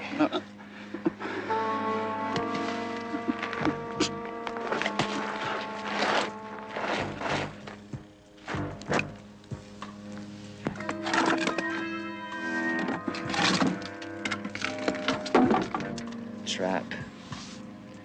A lousy, stinking trap.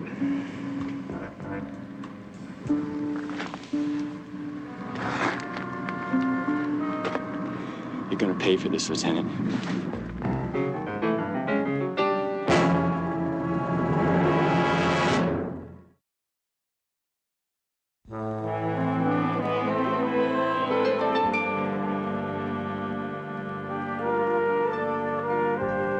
Well, between Curtis and Parker, I'd say that Curtis was definitely the stronger personality. Parker was more the silent type, the follower. Do you know if there was ever any animosity between them and Henderson? Well, in a war like Vietnam, everyone's at each other's throat sometime or another, but generally they were all buddies. I suppose they fell out later on. Yeah, I guess so. And then there was one. What? This photograph. Every man in it has been accounted for except one. Collins was killed in battle. Kelly and Henderson are dead. Curtis and Parker are still around somewhere. The only one who's still a mystery is this one. Barnaby, I told you, not every soldier in Vietnam was a member of the Wild Bunch. Yeah, I know, Major. Must be our lucky day. I found some lemonade that's made with real, honest-to-goodness lemons. I didn't think they made it that way anymore. Neither did I. Oh, Barnaby, there's a call for you in the office. It's Betty. Oh, thank you. And save some of that for me. Okay. Well, this is my lucky day. You got the test results. Just came through. What did the doctor say? I know it's good news. Tell me. Well, I won't be playing for the Lakers after all, but the bone disease due to the paralysis appears to be under control. Come on, at least I expected congratulations. You're gonna have me crying in a minute.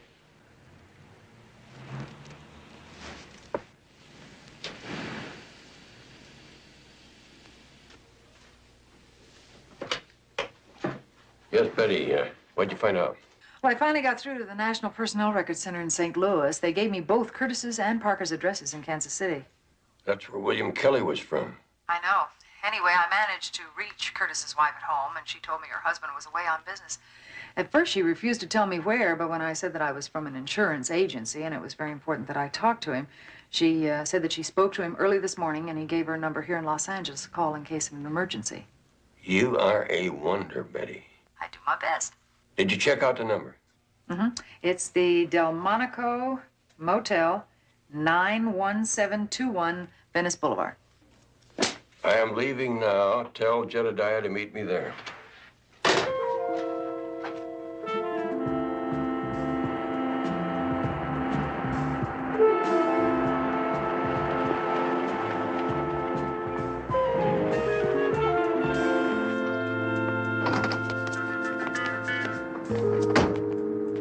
Thank you very much. Hey, roommate.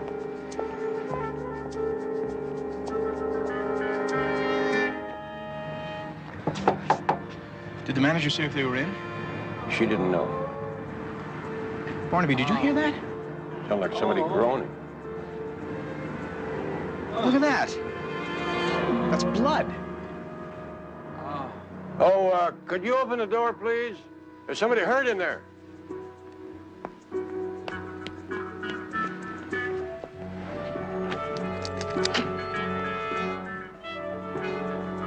Parker. I get an ambulance.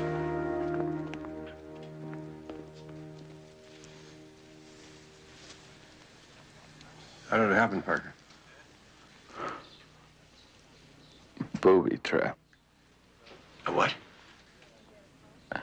Triggered. Booby trap. God, it hurts so much. Help me, please. Yeah, it's on the way.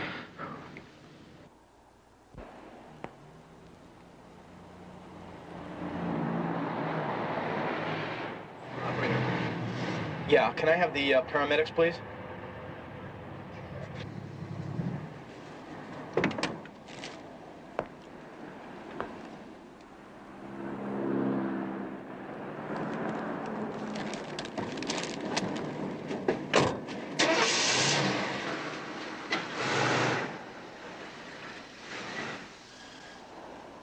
Yeah, that's right, the Delmonico Motel. Thank you.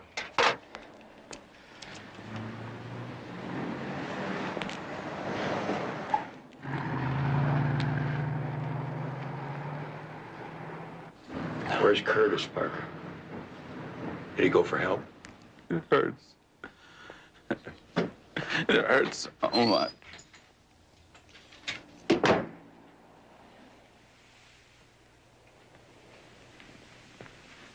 Is he dead? I think he just passed out. Did he say how it happened? Said something about a booby trap. Booby trap? Maybe he was confused with Vietnam. It's possible. I don't think so. I'd say that he's got internal injuries. What'd you find? Looks like a work order. Check electrical wiring for short. Is there a name on it? Mr. Elliot Rexford. Elliot, you have to tell me what's going on. I don't know whether I can trust you or not. Adrienne, what are you talking about? That man who was killed last night, Harley Jessup, that's the same man who worked for you. Adrienne, I give you Elliot, my word. I saw his picture. I know it's the same man. What picture? I went to see his girlfriend today. You did what? I had to find out the truth.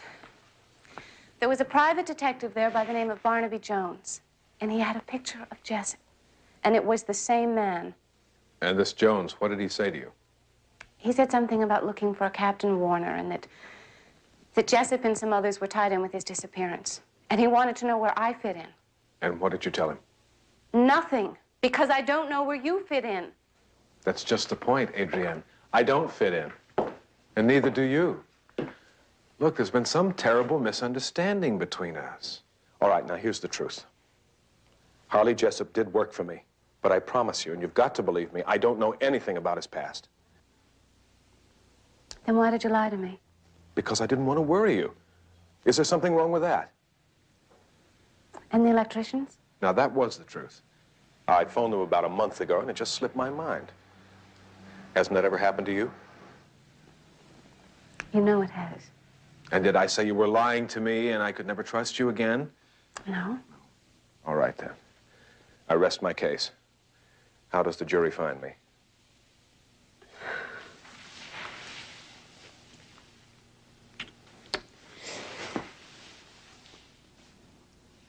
Elliot, What? Something wrong? it's that private detective I told you about, Jones.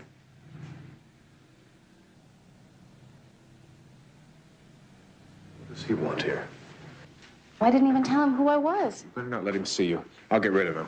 But Elliot, Adrienne, I know what's best, all right?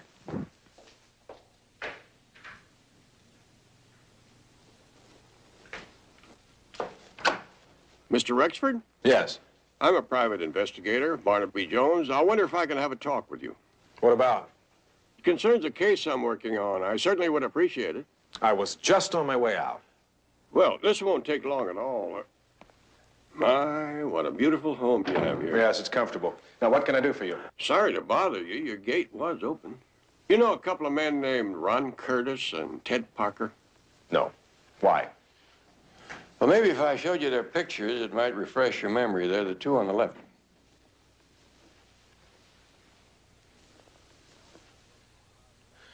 Nope, I don't know either one of them. I don't know any of these men, as a matter of fact. Tell me, how did you happen to come to me about this? Your name and address was on this work order, which I found in their room. All right. All right. Now this thing begins to make a little sense. In what way? Mr. Jones, you may have done me a big favor. Two men came here this morning. They said they were electricians and they wanted to check the wiring. My wife let them in because she thought I'd hired them. Your wife here now? No, she went up to Santa Barbara to see her family. But it's obvious what they were doing.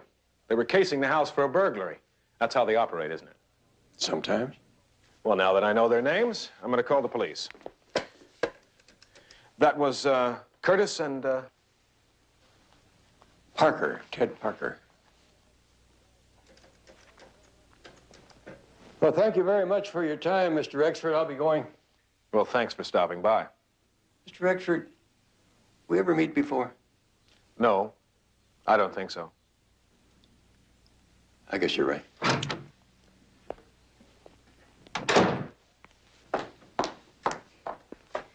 Please, Elliot, no more lies. I think I'll make us both a drink. I don't want a drink.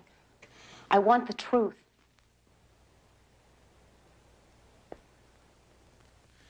Adrienne, I've got to leave. What do you mean you're leaving? I've got to. What about me? You'll come with me. I can't. Not until you tell me what's going on. Isn't it enough to know that I love you more than anything else in the world? No. Not if I can't have your trust, too. I'd go anywhere with you, Elliot, right now. But I can't spend the rest of my life in the dark with a man I don't really know. I'm sorry, Elliot. I am too. But I don't have any other choice. I better pack.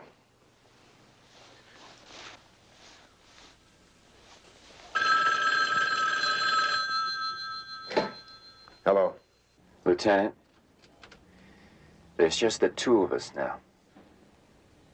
I just want you to understand that I don't care about my share. I just want you.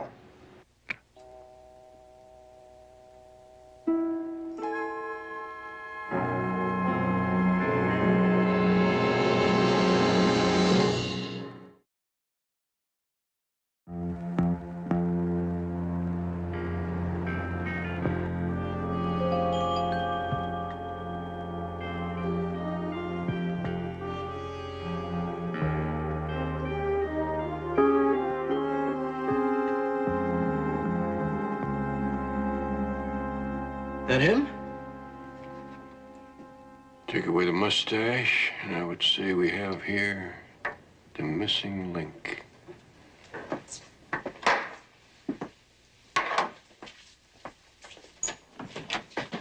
Major Scott, I'd like you to take a look at this. Recognize him now? Yes. It's Lieutenant Maxwell. Damon Maxwell. You're sure? Positive. Everyone over there knew Maxwell. He was kind of a character. Why do you say that? Well, he was strange. He was very bright, personable, kind of a man that seemed to have everything going for him, and yet there was something missing inside. It was like he was born without morals. Then he was one of the wild bunch. No, not really. They looked up to him, but he was into something much bigger. Like what? Well, there's never enough evidence to prove anything, but Maxwell was suspected of masterminding the death of a Vietnamese general by the name of Lo Tien. The general was taking off from this deserted field when his helicopter blew up, and both he and his pilot were killed. What was Maxwell's motive? Well, it seems that the general himself was under suspicion by U.S. intelligence. Of what? Smuggling gold out of Vietnam. It was even believed that there was $3 million in gold bullion with him when he was killed. And if so, the gold was never found. And as for Lieutenant Maxwell, well, if he was guilty, there's a higher justice somewhere. Why do you say that? Because he was later killed in the same battle Colby was in. In fact, if I'm not mistaken, he's buried right here in the VA cemetery. I think I have the answer to this one. But I want to hear it from a military man to be sure. How did they identify the dead in Vietnam? Same way they always identify them, with their dog tags. Right. Barnaby, what are you saying? I'm not 100% sure, but I know one thing. Lieutenant Maxwell is very much alive and living under the name of Elliot Rexford. Are you sure? I just talked to him. How is that possible? One way would be to have switched dog tags with someone else who was killed on the battlefield. My God. My husband. There is that possibility, Dorothy. That would mean it's Colby who's buried at the cemetery. But you don't know for sure, Barnaby. That's one of the things I have to find out. Let's go, Jedediah.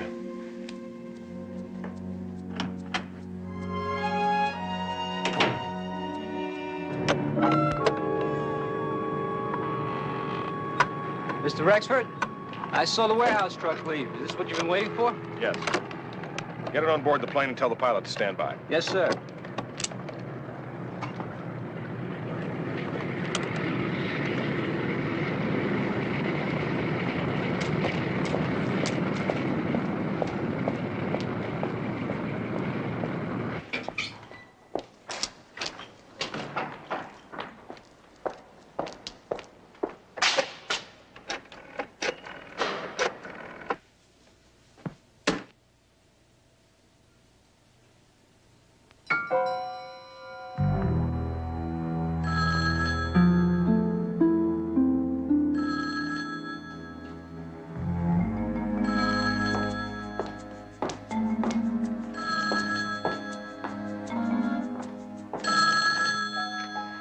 Hello?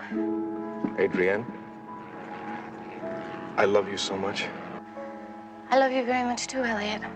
Then come with me. I promise you, I'll explain everything on the way. I want to be with you very much. Then say you'll come. All right. Yes. Where are you? I'm at Palisades Airport. It won't take you long. Hurry. I know where that is. I just have to pack a few things. I love you, Elliot. I wouldn't worry about packing. Come on.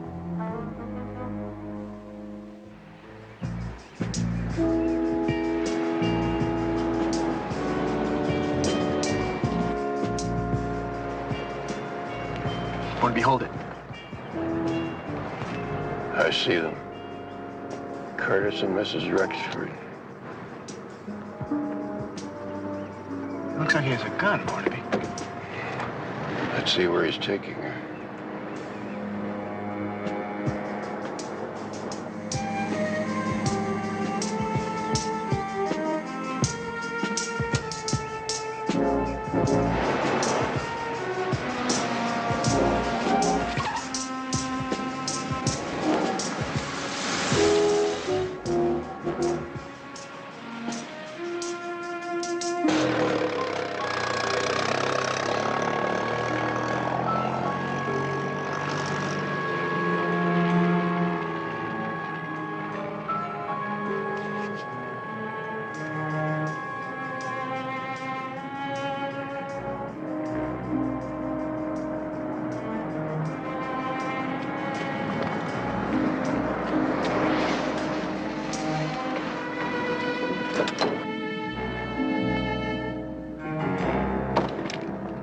Elliot, I didn't know he was at the house.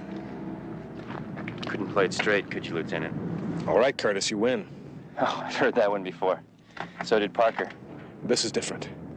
Look, there's the gold. There's $2 million left. Take it. My pilot will fly you any place you want to go. That's very generous of you. But I want something else. What is it? Just name it. Peace of mind. And that means getting rid of you.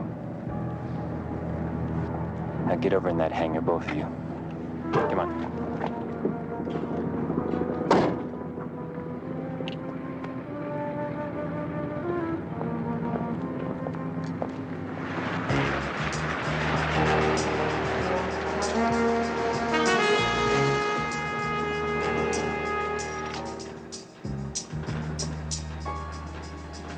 Let's go.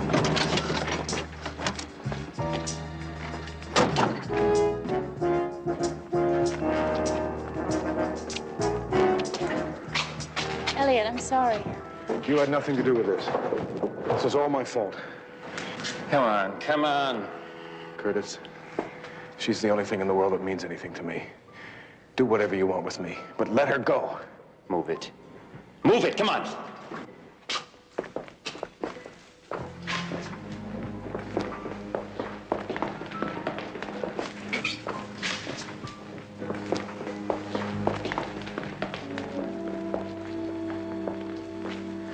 Sure wish you had your gun now, Barnaby. Tell that to the DA.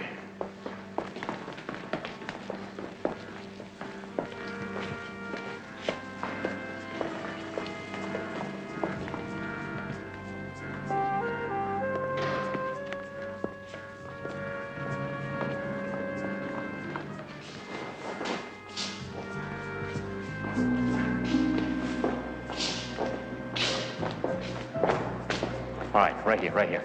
It doesn't make any sense killing her. She's a witness. She won't talk. I can't take the chance, Lieutenant. Curtis? You gonna kill me, too? Yeah, you must be Jones. That's right.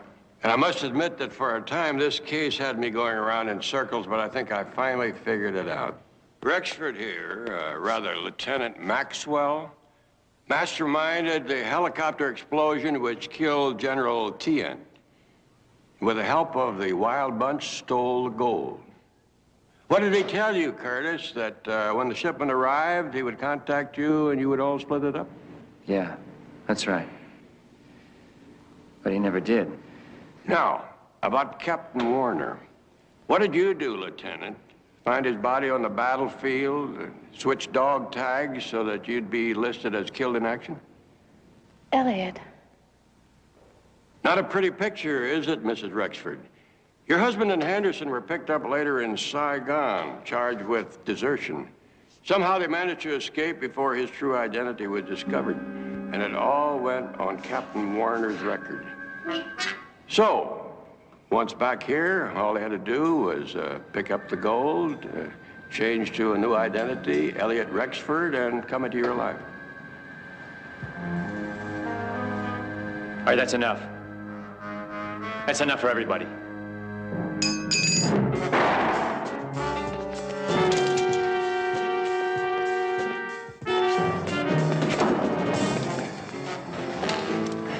Drop it, Curtis.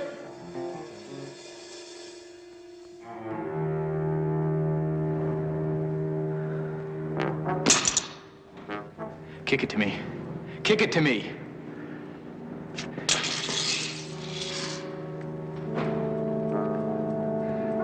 I'll call Lieutenant Biddle.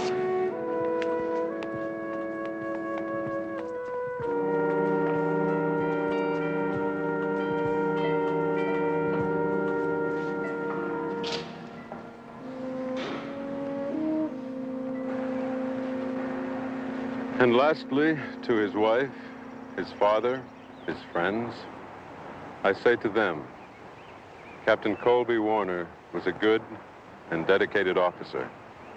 He died with his men, fighting for the country he truly believed in and loved.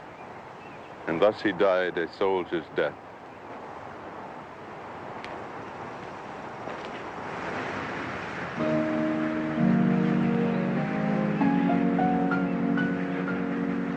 I had hoped the search would end someplace else, Barnaby. But at least it's ended.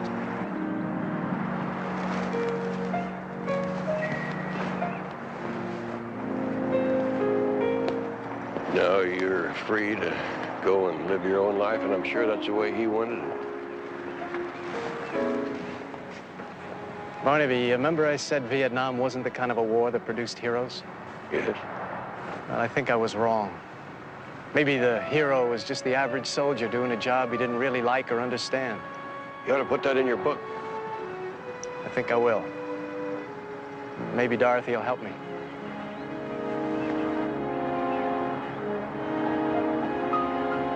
Dad?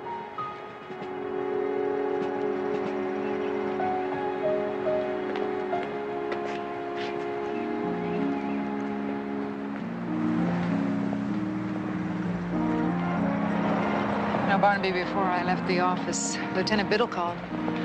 The district attorney is dropping the charges against you. That's good news, Betty. I'll tell you something, Barnaby. It's the only thing about this case that doesn't surprise me.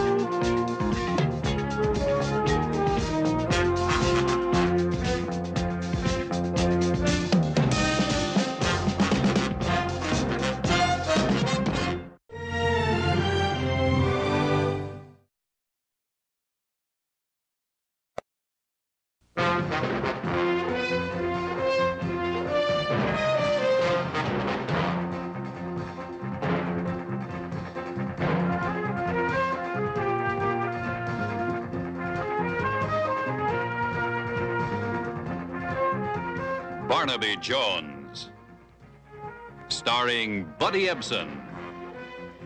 Also starring Lee Merriweather, with guest stars Don Stroud, Donna Bacala, Lou Frizzell, special guest star Michael Burns. Tonight's episode, programmed for killing.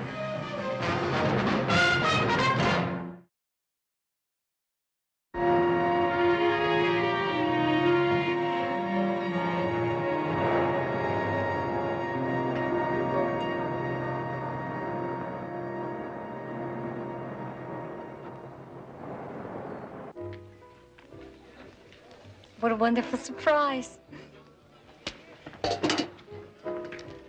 Well, that's what birthdays are for. Surprises. Candlelight, fine food. Special time for a special lady. I don't know when I've ever been so happy. Compliments of the house, Miss Kelso. I gotta stay in there tight with your father, right? Up-and-coming salesman like me can't be too careful with the boss's daughter, right? You don't have to be careful with me. I'm sold. Fantastic. A satisfied customer. And now for a very special gift. Oh, What? I left it in the car. Well, go and get it. Don't go. Mm-mm.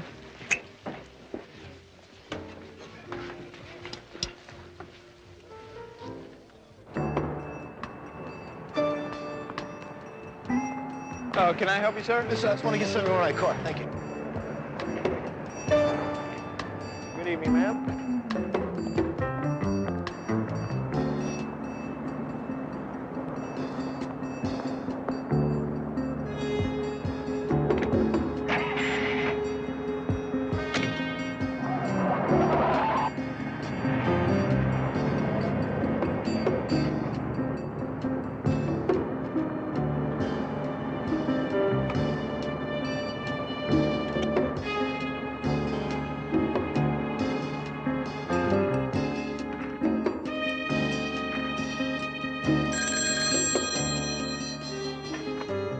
Hello.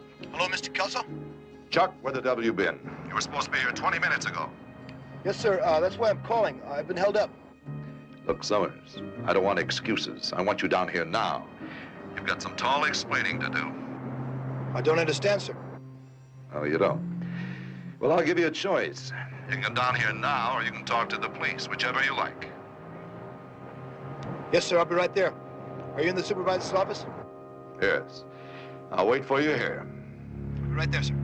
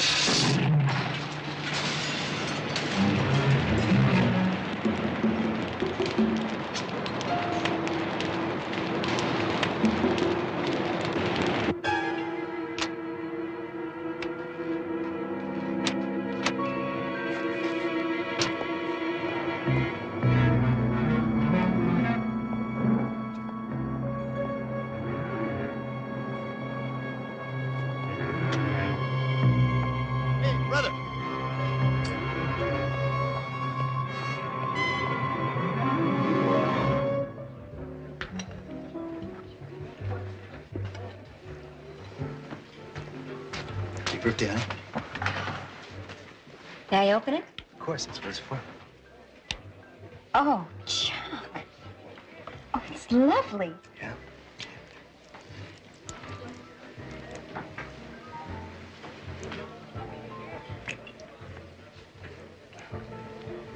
I understand it happened on your birthday.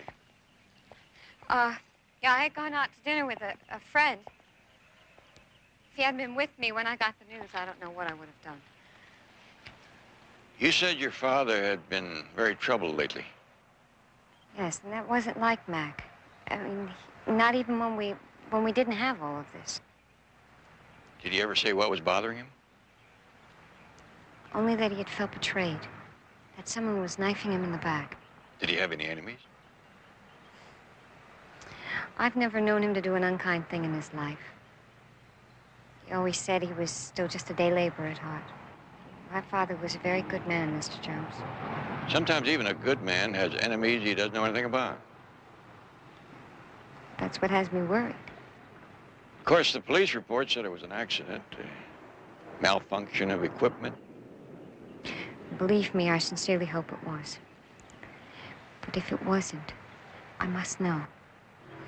You have every right to know.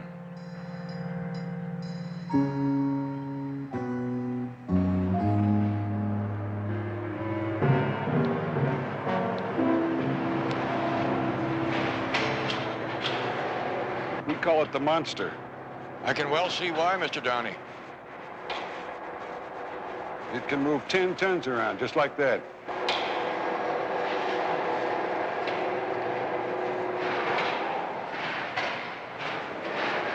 Miss Kelso says that her father seemed troubled lately. Oh, Mac was worried, all right. Look around you. Computer operated, efficient like clockwork. Sounds complicated. Not really. The computer does it all. Takes the orders, runs the machines, arranges shipping, accounting, even marks the bills paid. The only problem is the computer's been in operation 3 months and we're still losing money. What's the problem? It's always tough to figure with a new installation. Production schedules are right on the money. It'll come around, though. When it came to machines, Matt Kelso knew what he was doing. Shame he didn't know his monster a little better. I don't get you. Oh, just an ugly thought, the idea of one of his machines killing him. Any idea how this could have happened? Night watchman came running as soon as he heard the crash. The building was locked. Not a soul on the premises. By the time they had the fire put out, Mac was already dead. Mr. Downey, if anybody had been in the factory, is there any way they could have activated the crane from the floor or bumped into a switch or something? No, the only control we have down here is an emergency shutdown switch. You see, the monster only accepts orders from the computer. Matter of fact, the way it all happened just isn't possible. Doesn't sound to me like that's a matter of fact. Mr. Kelso is dead. Nobody knows how or why. I'd like to see that computer if I could. Sure, you can if you want to. But we've had 2 experts going over it ever since the accident. I doubt if you'll even understand what they're doing. I'm kind of like the little boy at the peep show. Even though I don't understand it, I have to look.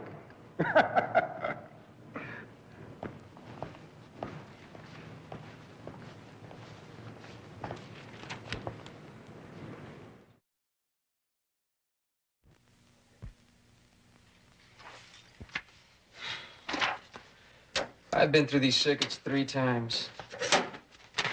If there's a short here, I can't find it. You could use a break. Why don't you get some coffee? You want some? No, thank you.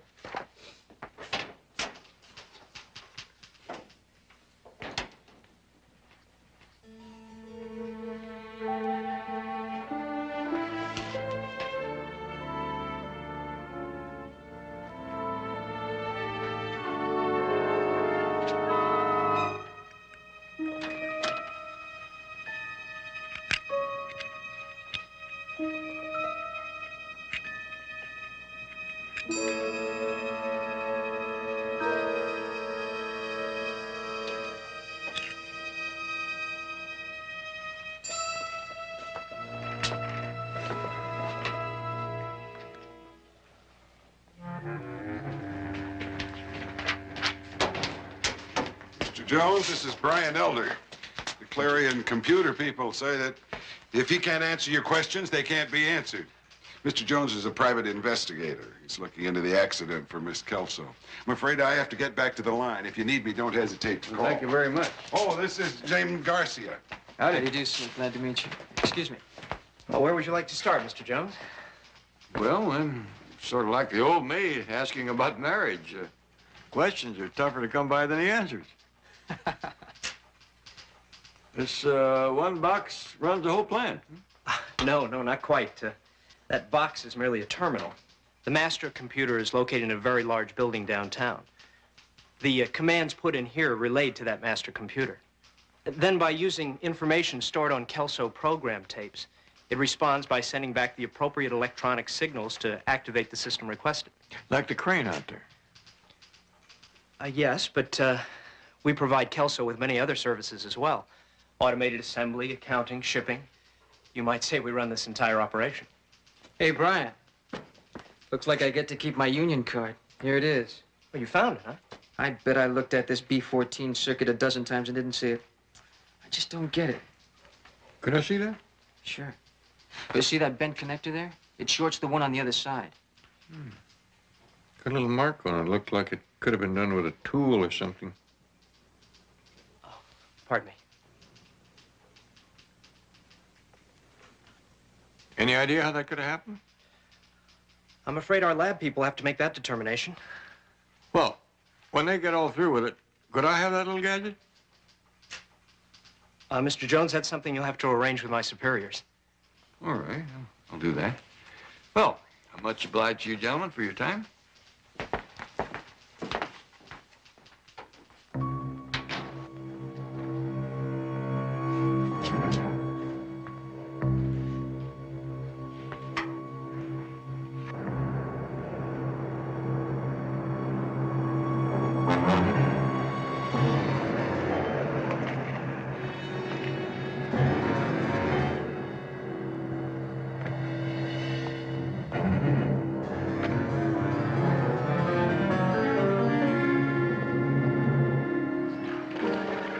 Chuck?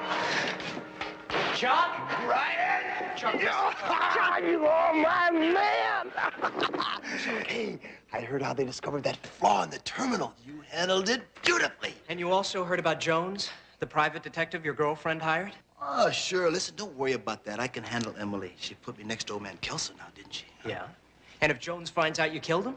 Hey, I already told you, I didn't kill anybody. I set a machine in motion. I cannot be responsible for it if it went out of control. Chuck, you said this was just going to be a ripoff. I did not plan on becoming involved in a murder. Baby, it couldn't be helped. Kelso was going to nail us. I had to put a stop to it, right? I guess so. Hey, come on, baby. We both vowed by the time we're 40, we're going to be rich, right? Now, you have a few years leeway on me, but you don't want to see old Chucky boy in his dotage before I have a chance to put my feet up on the veranda in Mallorca. Now, do you? Mallorca? I thought we were buying a hotel in Tahiti. What, you don't like Mallorca? No, but what happened to Tahiti? What, do you want to make something out of it? Come on, put him up. Come on. I'll punch you out, man. I thought we were going to Tahiti. Hey, look back. All right, okay, it's Mallorca. It's Mallorca, Yes, right? it is. Okay. Hey, you know something? I've always had good luck with guys with glasses. Boom, huh? Hey, you know what I'm gonna do? I'm gonna let you pick out all the broads. You know why? They go for your style, all innocence on the outside, but inside, boom. Hello.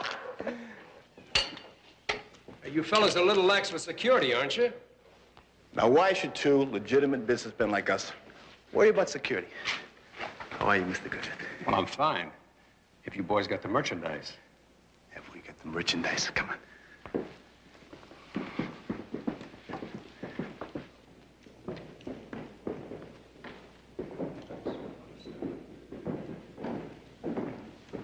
Impressed. Very impressed. I think my overseas customers are going to be very, very pleased. Well, that's fine. Is this our money? Well, if I can be sure there's no way to trace this stuff. Brian, tell him. Well, even if it were, there wouldn't make any difference. You see, every item here is covered by a paid invoice at Kelso Manufacturing. How did you manage that? Genius. Pure genius. My friend here can make a computer do tricks that only Einstein can appreciate. It's not that difficult, really. Once I was able to break the Kelso programming code, it was a very simple matter. See, Chuck feeds in the orders from Ventnor, and the computer orders up programming automatically. Even handles deliveries. Yeah, with the help of a little gadget that my modest friend here built. But the most important thing is that the computer is signaled to recognize our bills as paid and print out accordingly. So within Kelso's automated accounting, the Ventnor account appears as any normal business transaction. You're too modest. That is genius. Hey, this is only $100,000. Now, I know this stuff is worth at least $300,000. And when our trucks roll in here tomorrow, we will be picking up the other $200,000 in risk. We had made plans. I know you made plans. Now, listen, I like you boys. You're bright, you're clean, you haven't got any records. And you got a whole new angle here. Now, do you want to make some real money? I'm talking about $500,000. Sure. Then you bring me electrical components. All kinds, any kind, I don't care. That market is wide open. We'll do it. You can depend on us. Chuck, I don't know. Doesn't your computer handle Burleson Electronics? Yes, but it's an entirely different programming code. Brian, I know you can break that code. We'll open up a new warehouse, a new company. It'll run as smooth as silk. Yeah, you got yourself a deal. Good.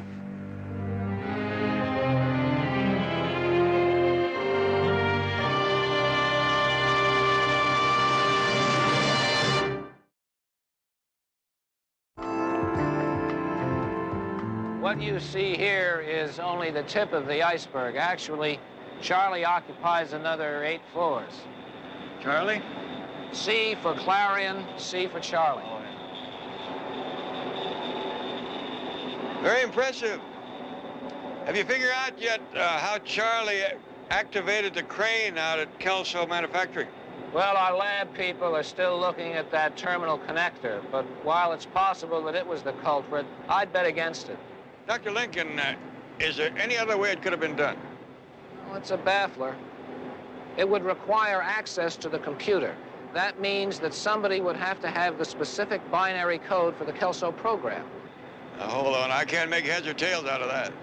Well, that's exactly what it is. Heads or tails in an infinite series of sequences. Here, let me show you. You see, each company has its own individual coded information, which is stored in hundreds of tapes and packs and distributed throughout the unit.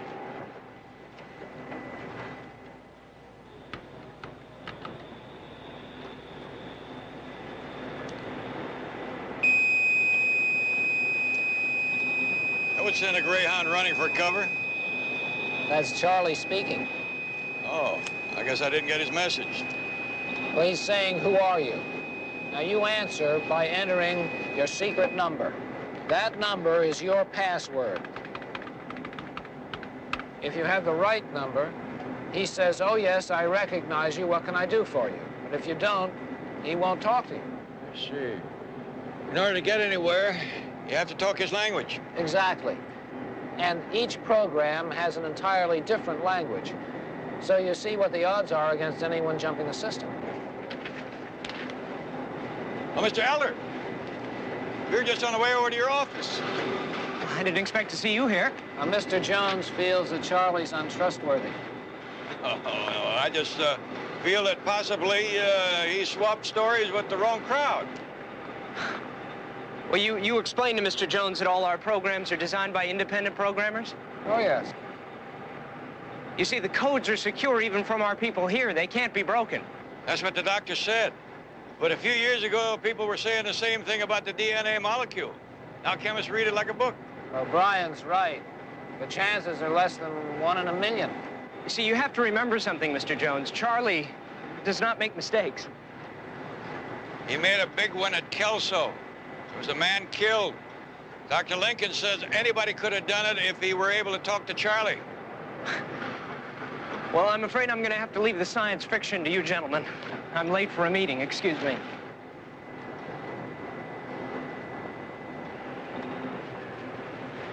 Seems like a bright young man. He's the best math mind that ever graduated from Grover Institute. You suppose he could decipher one of those programs if he had to? Maybe with time. I know if we had to do it, he's the man I'd put on it. Have you any idea what he was doing the night Kelso died? Is that a detective's question? It's my line of business. Well, Mr. Jones, I'm happy to tell you that Ryan was having dinner that evening with me and my wife. He's a fine young man. I'm sure he is.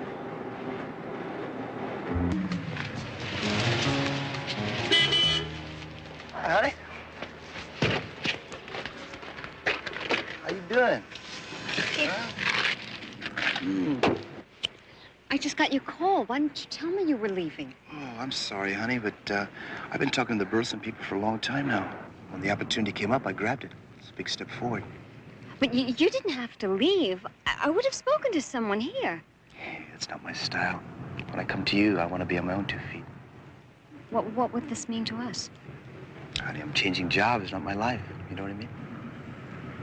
I'm sorry, darling. Bye.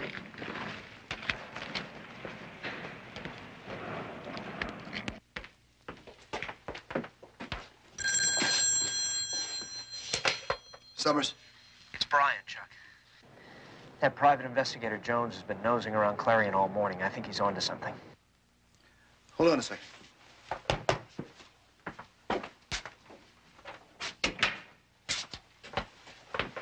Now, listen, he can't cause us any trouble. Everything is clean. What about the warehouse? If you should trace those deliveries to the warehouse, he could get us.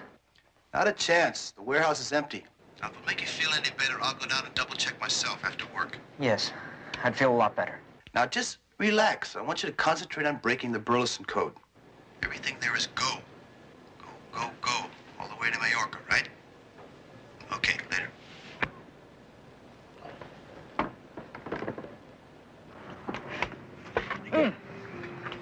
Your hunch was right. There were discrepancies between Kelso's deposits and their paid accounts. That's what I thought. That's the only way they could have been losing money. How many companies involved? Only one, Ventnor Machinery, but they made purchases of over $300,000. What I don't understand is how the computer indicated that their bills were paid. Was there an address on those deliveries? I'm sorry, I didn't have enough time to find out. Shipping should have it. I better check into that. I thought you were going to buy me lunch. Take it out of petty cash. Alone again.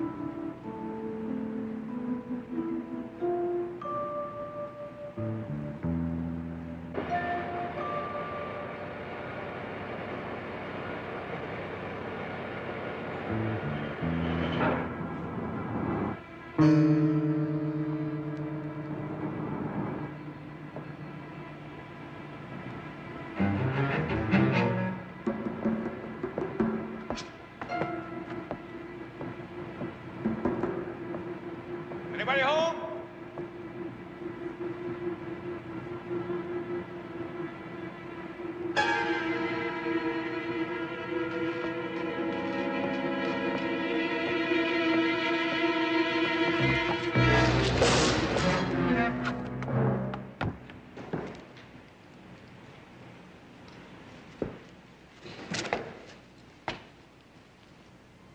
All right, whoever's up there, come out where I can see you.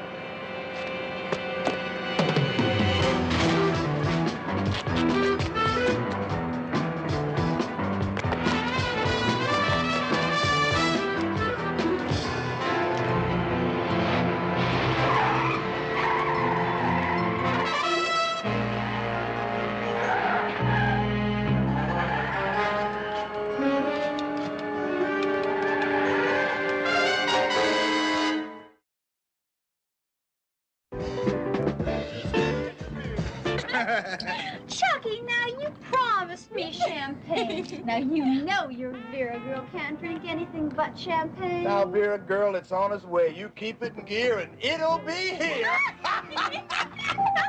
Oh, here we are. I'll be right with you. Hang on. So funny.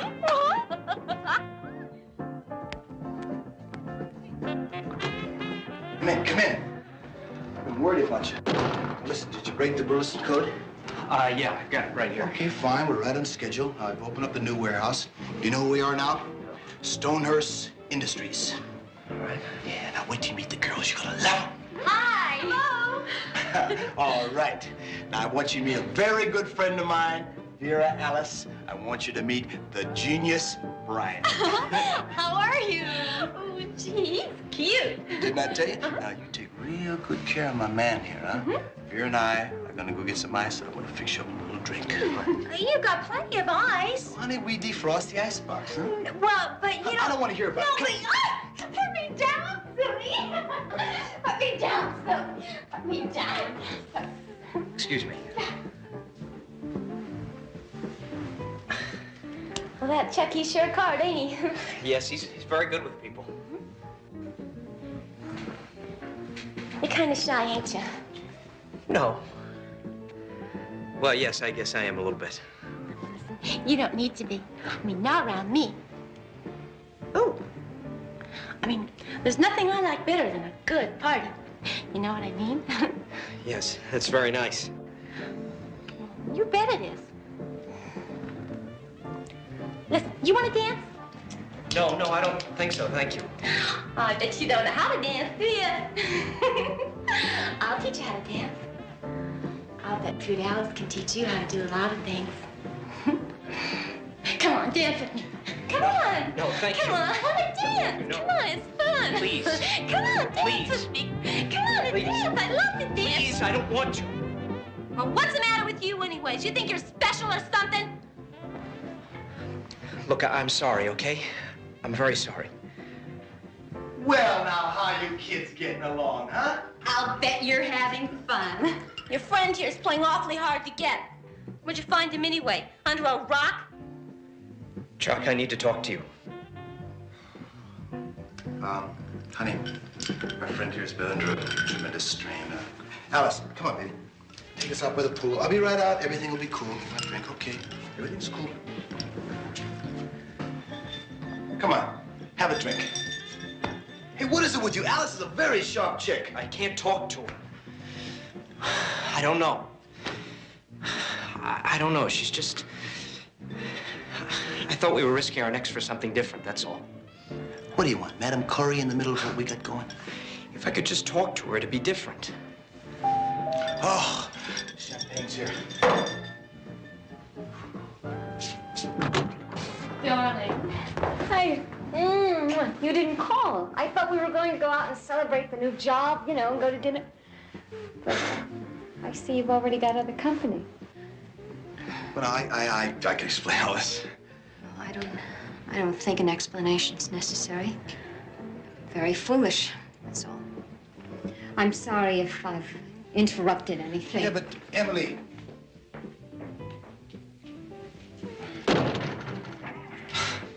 Oh, well, it's better this way anyway. It just clears the air.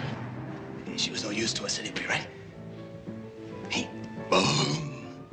I think I'd better go. Oh, Brian, what? The party's just getting started. No, not tonight. What about the code? Huh?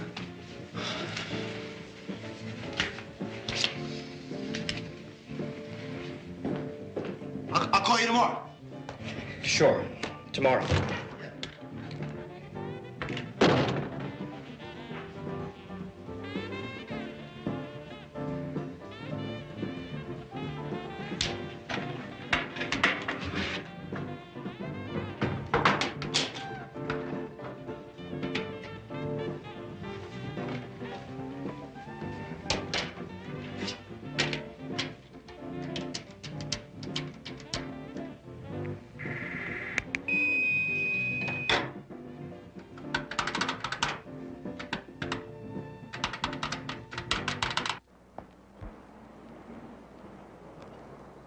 Fentner Machinery?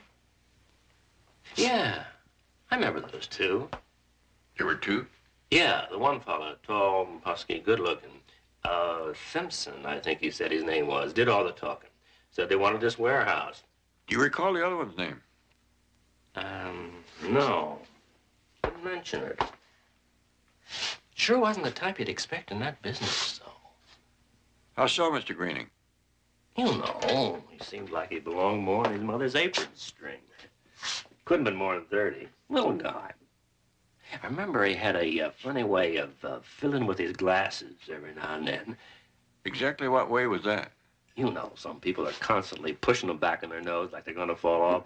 Well, he had a funny way, like salute. You know what I mean? Yes. I'm afraid I know exactly what you mean. Well, look at this.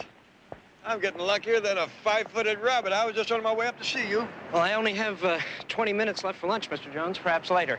Well, I eat very fast. What if I just tag along? I'll even buy. I'm sorry. I have some thinking to do. Yes, I'll just bet you have. Maybe it'd be to your advantage if we had a talk first. Unless you actually killed Mac Kelso. I don't know what you're talking about. I spent that evening with Dr. Lincoln. I know. Mr. Greening at the real estate office said you had a partner, a man named Simpson. Want to tell me his real name? Simpson? I don't know any Simpson or Greening. Mr. Greening is the man who rented you the warehouse. He described you to a T. All he has to do is verify that identification, and police will be here to pick you up. Even a young possum knows enough to tell when it's been treed. He even mentioned that. What? That way you have of fiddling with your glasses when you're nervous. Well, I doubt if I'm the only person with that particular idiosyncrasy, Mr. Jones. You probably aren't. But you're the only one capable of arranging that theft at the Kelso place. And with that goes a charge of murder. And I don't think that was your idea.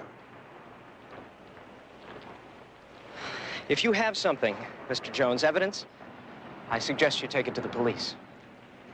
Your friend tell you he tried to kill me yesterday? I thought not. I want his name, Brian. I told you I don't know what you're talking about. Well, I got part of it. I'll get the rest. Shame a talented young fella like you spend the rest of his life behind bars. Think about that while you're enjoying your lunch.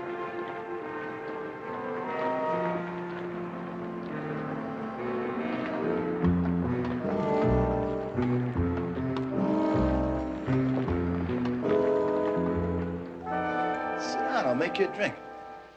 Why didn't you tell me you tried to kill Barnaby Jones?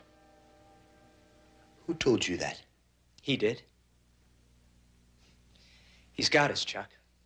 He knows about everything. He talked to that man who rented us the warehouse, Mr. Greening.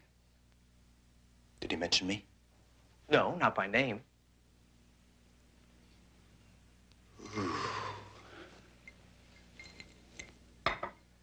I should have killed him when I had the chance to. That's really the way you think, isn't it? Another murder means nothing. I should have known this is where we were headed when you killed Kelso. Brian, you and I are in this together. Not me. Not me. I'm getting out tonight. Hey, you can't quit now. The first big delivery went out to the new warehouse today. Brian, Jones doesn't know anything about the Burleson operation. All you gotta do is lay low for a couple of days, and everything we work for will come true. Like Mallorca? Hey, Mallorca, why not? Because it's a lie. Like everything else you put out. You use people, Chuck. You don't care. Like that girl last night, Emily. You just don't care. Wait a minute, little buddy. Don't you be saying something that you're going to be sorry for. I'm not going to be sorry for anything because I have made up my mind. It's like you said, it's we. We are going to go to the police together. Brian, use your And head. If you don't go with me, I will do it by myself. I mean it. Hey, now, I'm not going to blow the biggest chance of my life for some sniveling little four-eyed punk that's lost his nerve. We'll see who loses his nerve when I tell the police everything I know. Let go, Chuck. Hey, listen. I said let go of me! Now will you leave me alone?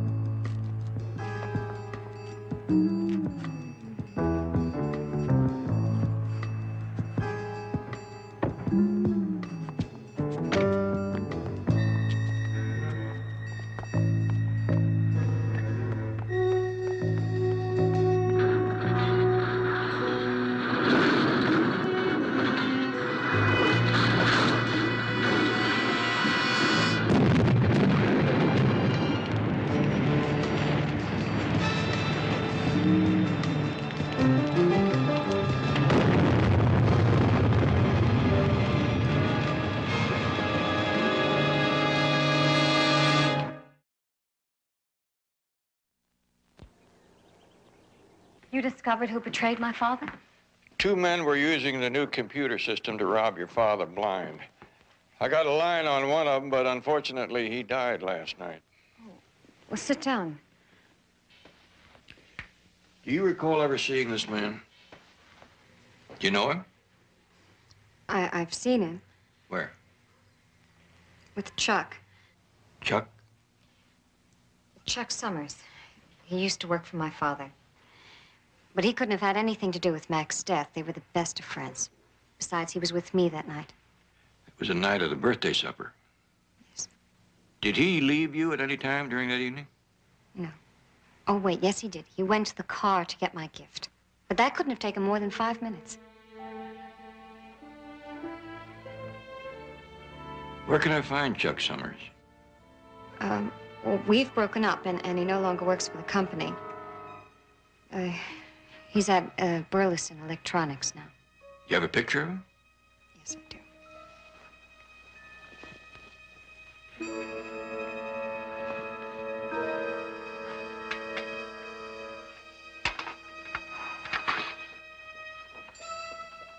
I'll get this back to you. From the look on your face, I have a feeling I may not want it back.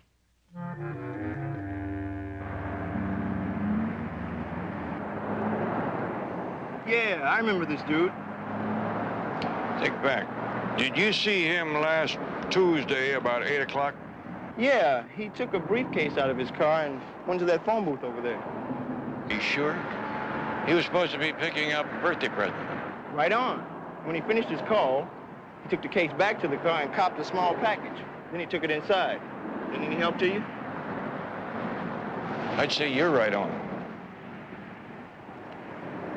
Anytime, my man, anytime. What in the world is that? Betty, you may just be looking at the most complicated trigger ever used to kill a man. What? Dial that number. What is it? This is a portable computer terminal. With a gadget like this, Chuck Summers could have killed Kelso without leaving the restaurant parking lot.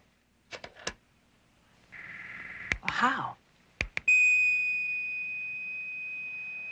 He could have activated that crane from any phone booth like this.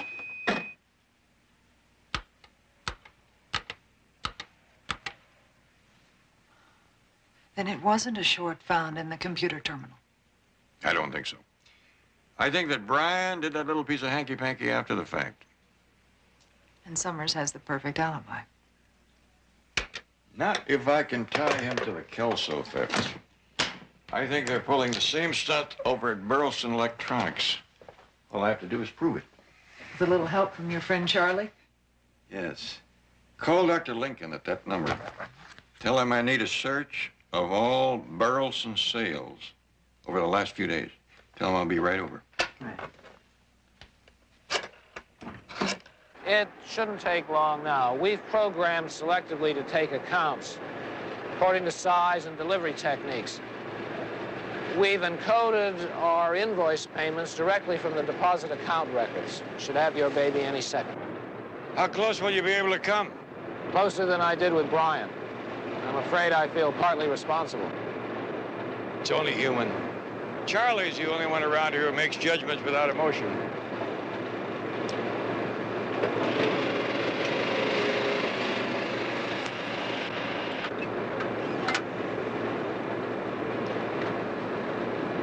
Thank you. Well, I see it, but I still don't believe it. Stonehurst Industries. Over $400,000 in sales mark paid, not a penny in the corresponding deposit account.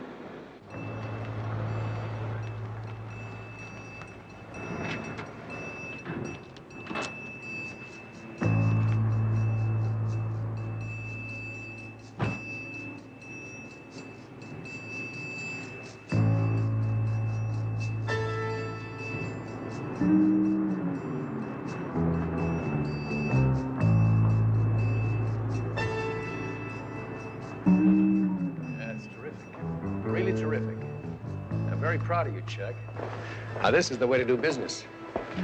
I must say, this time you boys really outdid yourselves. Hey, let's cut the talk. Now, if you're satisfied, I'll take the bread. Sure. Remember, there's a lot more where that came from. Mr. Griffith, I'm sorry, but this will be the last shipment. What are you talking about? That's right. Now, listen, I told you, I like you boys. Why, this is chicken feed compared to what it can be. Summers? Why don't you tell him you killed the chicken that lays the golden egg? Now, who's he?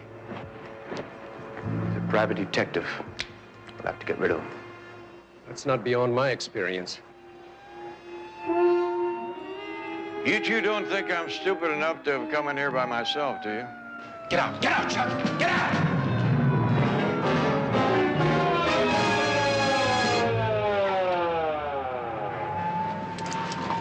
Hold it, you! Where's Joe? He's inside.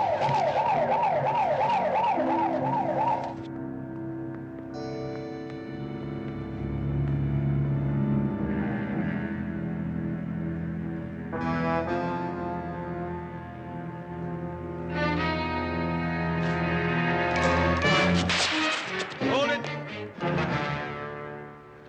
Put it down, son. I rarely miss at this distance.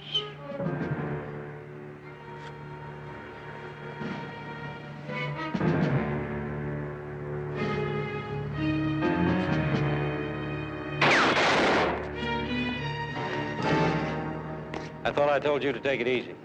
I think you'll find the contents of these boxes interesting. Mr. Summers will fill you in on what you need to know, and if he won't, call me. I got a friend named Charlie. Charlie? What are you talking about?